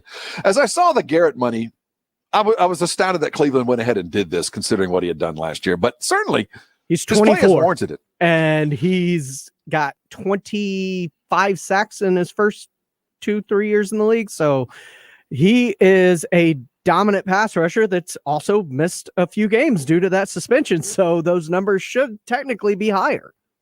Pat Mahomes just got paid what $500 million. The 503. offense that 503. Put some respect on it. I will have to be plus that. But the offense that Andy Reid has put together is not a whole lot different from what we've seen in the past. It is a very fast-moving, tempo-driven offense that periodically goes very deep to some very fast guys. But most of what Pat Mahomes does, as do most quarterbacks in the NFL, and Tom Brady certainly falls into this, is passes 10 yards or less. You know, the Kansas City Chiefs, the New England Patriots, the two quarterbacks that are now the gold standard, Tom Brady and Pat Mahomes, playing offenses that are such that it is a rhythm offense. The ball leaves the quarterback's hands fast. They find wrinkles inside of zones. They pick man-to-man wide receivers, and they get it to guys that are capable of moving the ball in space. Get the ball, make a move, get some yak all over you. That's the plan. So how important is a rush edge? How important is a rush edge on a defense when an offense is going to have the ball gone in less than 3 seconds anyway? Is it still as important as it used to be? Is a shutdown corner as important as an edge? I think that's really the question.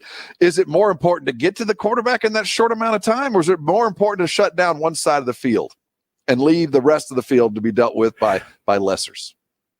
Because I'm thinking that way. I'm thinking if I was a DC in this era and I could pick the best at any position, that I go toward the Deion Sanders.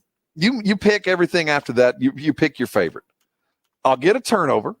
I will take this guy out of the game. You don't have to worry about your number one receiver because he's got a blanket on him. He ain't going to get cold today because I got him covered. I think if in this modern league of those three, I'd pay a cornerback and take him over a rush in, and strange as it may sound, over literally the best player in football, which I believe is Aaron Donald. While I don't disagree with your thought process, you're only talking about half the field. True. That you're talking about erasing one player from a game, erasing a Michael Thomas. What about the other two receivers, three receivers, tight end, running back? You have to account for a whole lot more within the game. And a guy like Aaron Donald, he attacks the run on the way to the pass. He puts pressure in a place where a lot of quarterbacks, whether they're pocket or running quarterbacks, don't like it, which is right up the gut. And I would throw, whether it's Aaron Donald or recently ESPN ranked its top defensive lineman, and Aaron Donald was number one unanimously. He was no higher than one, no lower than one. 99s. 50 different player personnel guys for ESPN all chose Aaron Donald as the best defensive lineman. That says something. And when you're playing against the run, playing against the pass, J.J. Watt in his prime was very similar. You could line him up inside, you could line him up outside, and he would destroy the run on his way to the passer. And Aaron Donald is that right now. And when you can limit one part of the game, the run, and affect the pass at the same time, it's difficult because sure, a corner's great, but he can only cover for so long. Eventually, that receiver is going to get open if you can't generate a pass rush. And you're only talking about one player on the offensive side that you're erasing from the game. Now, it's arguably one of their best players on the outside, but it's still just one player. Aaron Donald affects the game in so many different ways that it's almost hard not to take an Aaron Donald to affect the game the way he does, which is why you see more and more defensive tackles getting taken earlier in the draft, because people are looking for the next Aaron Donald, a guy that can affect the pass from there. Because guess what? If the pass rush is getting there as fast as it does, or if the line's pinching in to stop an Aaron Donald, that opens up your edge rushers on the outside. And it also affects the quarterback in having to get rid of the ball faster, which plays to the strength of the corners being able to jump routes and not have to cover as long, which means they're better by his actions alone. the irony of this is, I speak of cornerback, and if you go in the NFL, you are valued exactly what you're getting paid. Your value is you're going to get paid according to your value on a team, according to the position you play on that team. Cornerback is a pretty cheap position to keep. The best cornerbacks, the highest paid cornerback in the league only gets 16.7. I mean, he's not at the $20 million mark, but if you're looking for an interior rusher, it's going to cost you the best. It costs you $23 million. You're looking for one of those rush linebackers that you can place all over the line of scrimmage like a Khalil Mack. It's going to cost you nearly $24 million. If you're going to want an edge rusher, it's going to cost you about $22 million. If you want a safety, it goes a little bit cheaper. The NFL values getting to the quarterback. But it's funny, as much as they value that, the primary schemes, the winning schemes, are the ones that don't allow you to get there. We look at the quarterbacks that are evasive. We look at the offensive game plans that include, you're not standing back there 4-second drop. There's no such thing as that anymore. It is 1, 2, 3 gone. And if you can't get there, well, you better have somebody to cover. The value of that is there. But to me, in the modern league, I still look at that shutdown corner. I still look, if I've got a quarterback that has one guy that's going to throw for 4,000 yards and 2,000 of them are going to be to that guy, I'll take him away. That's the way I look at it, though the rest of the league doesn't. I guess that's why I say GMing is easy. Maybe if I was a GM, we'd have seen whether Jerry would have signed Dak. If you're just joining us, certainly the news of the day is that Dak Prescott did not get a new contract or did not sign the final offer from the Jones boys, as he's going to play under the franchise tag. 31.5 this year. It'll escalate up to 38, and they'll talk again next season to see if they can finally get a long-term deal done. Now, Miles Rob, Garrett, go ahead.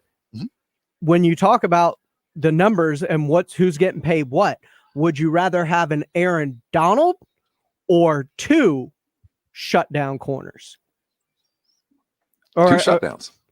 Because then you're talking about what Myles Garrett makes, what Khalil Mack makes, 25 a year. You're talking about, you have the possibility to spend that money in a different place. No question. And possibly get 2 corners for the price of an Aaron Donald or a Aaron Donald. Aaron is so remarkably good. I think by every measure, by every player, everybody considers him the best player in the NFL by skill, by attitude, by what he does on a regular basis, that he is literally the best guy in the league. But when you talk about MVP, you have to argue to get his name on the list, because the interior lineman, I can go into a shotgun. I can get the ball out pretty quick. He can't shut down half the field. He can't shut down any if I can get the ball moving.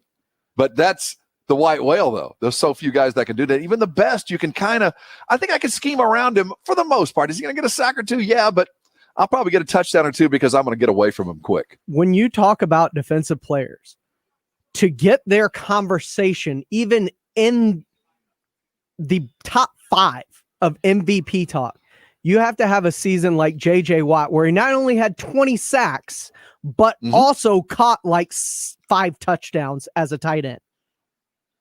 He had to do it on both sides of the ball, and he scored, I want to say, like 7 touchdowns that year, 2 on defense, 5 as a tight end, and still had 20 sacks. We're going to look around the rest of the NFL, talk some swimsuit edition with the Sports Illustrated swimsuit. Some interesting choices, though. This is the era that we now live in. And what's going on with the Washington Redskins?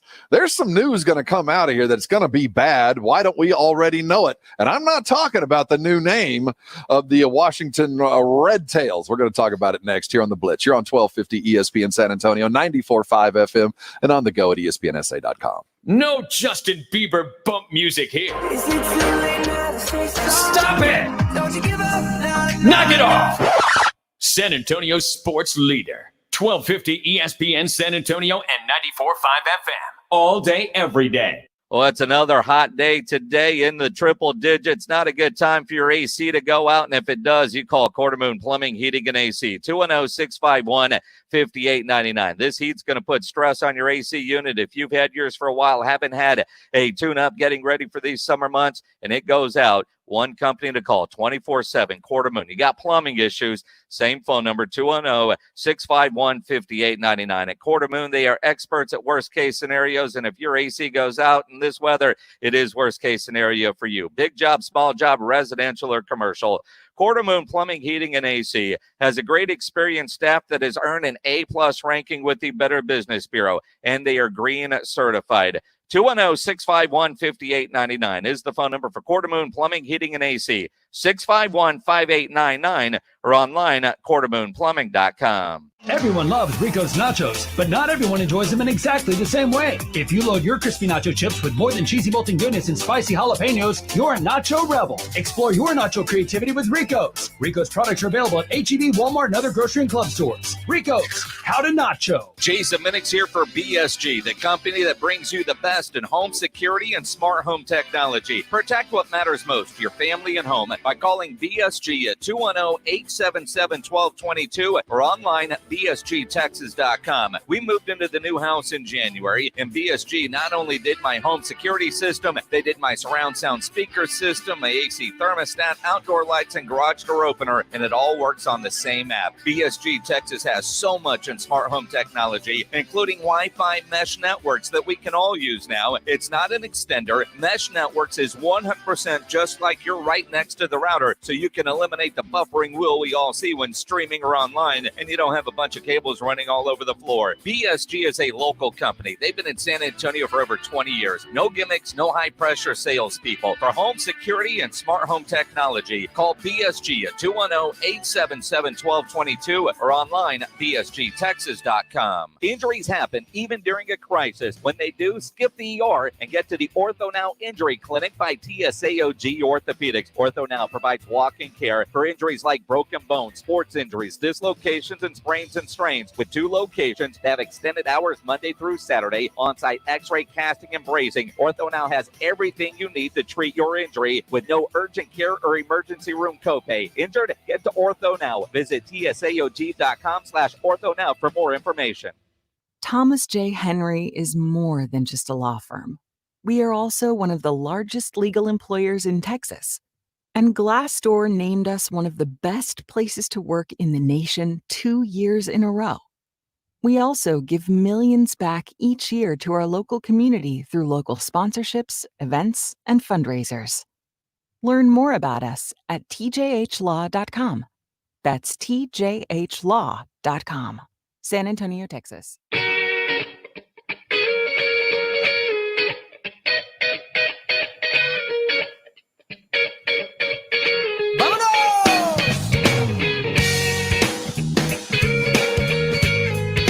It is the Blitz here on 1250 ESPN San Antonio, 94.5 FM, on the go at ESPNSA.com. Today is July the 15th, the day that football fans, specifically Dallas Cowboy fans, had been looking toward as the deadline that would make the deal.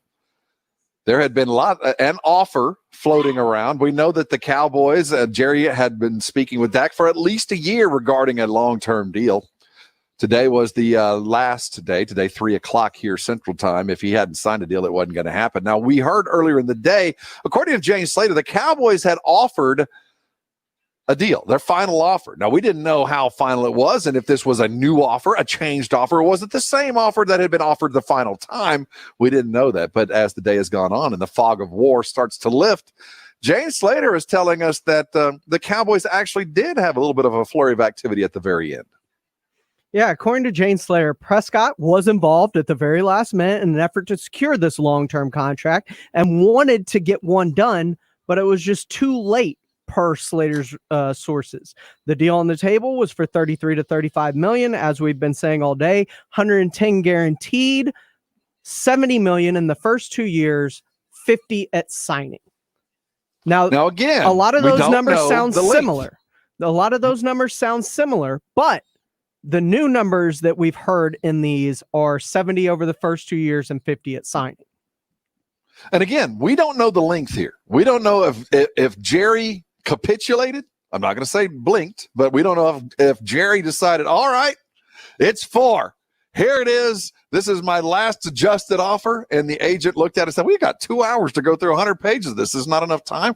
Is that what we're going to be led to believe, that Jerry actually gave Dak what he wanted and there just wasn't enough time, that last minute offer was truly so last minute that in good conscience, Dak and his agency decided, can't sign this because we don't have enough time to look through it. If that's what we're led to believe, we got a lot of other issues. I mean, here's the thing. Isn't that what you pay your agency for, though, is to read through those relatively quickly? Because that's how deals at the deadline come to fruition. Well, normally when the deal is closed, 90% of it's already done. When you finally get to that last day, you've agreed on more than you've disagreed. If you're truly close, by the time you get to that deadline, if there's any alterations, unless you're altering something that's already been previously agreed upon, which again, you back out of the deal anyway. The deal's been those imminent, little changes, Rob. You should be ready. Well, that's what I'm saying. Imminent. So if Jerry last minute said, well, screw it, 4 years, let's do it, and there just wasn't enough time, I'm not sure if that's worse than anything else we've heard. I'm not sure if that's not the worst thing I could have heard. You literally didn't have a watch on. You didn't know. You came to that decision 2 hours for whatever the time frame might have been. I'm not sure if that's better or not. We do know the outcome, though, no matter what. And we'll find out as the fog lifts and we get a time frame of what has happened, and we will, as to why the offer didn't come. But I'm going to stand where I was when I first heard this one. This is exactly where we thought it was going to be. There was no surprise in the numbers that we saw. There's no surprise in $70 million guaranteed and $70 million that comes early, because we know you're going to get 68.5 no matter what, guaranteed, if you hang around. So none of this was shocking. And if this was the alteration, if this was the contract that we looked at and said, that's not shocking, that's right in the realm. Either Jerry didn't change that much, or his first offer was terrible, or Dak had every reason to wait. That first offer wasn't even close. And if it finally came at $70 million a day with some stuff that you couldn't prepare for, maybe Dak or maybe Jerry had a much lower opinion of Dak than we even think today. Well, let's go on your assumption that they've been close and they've been bickering over the length of the contract, right?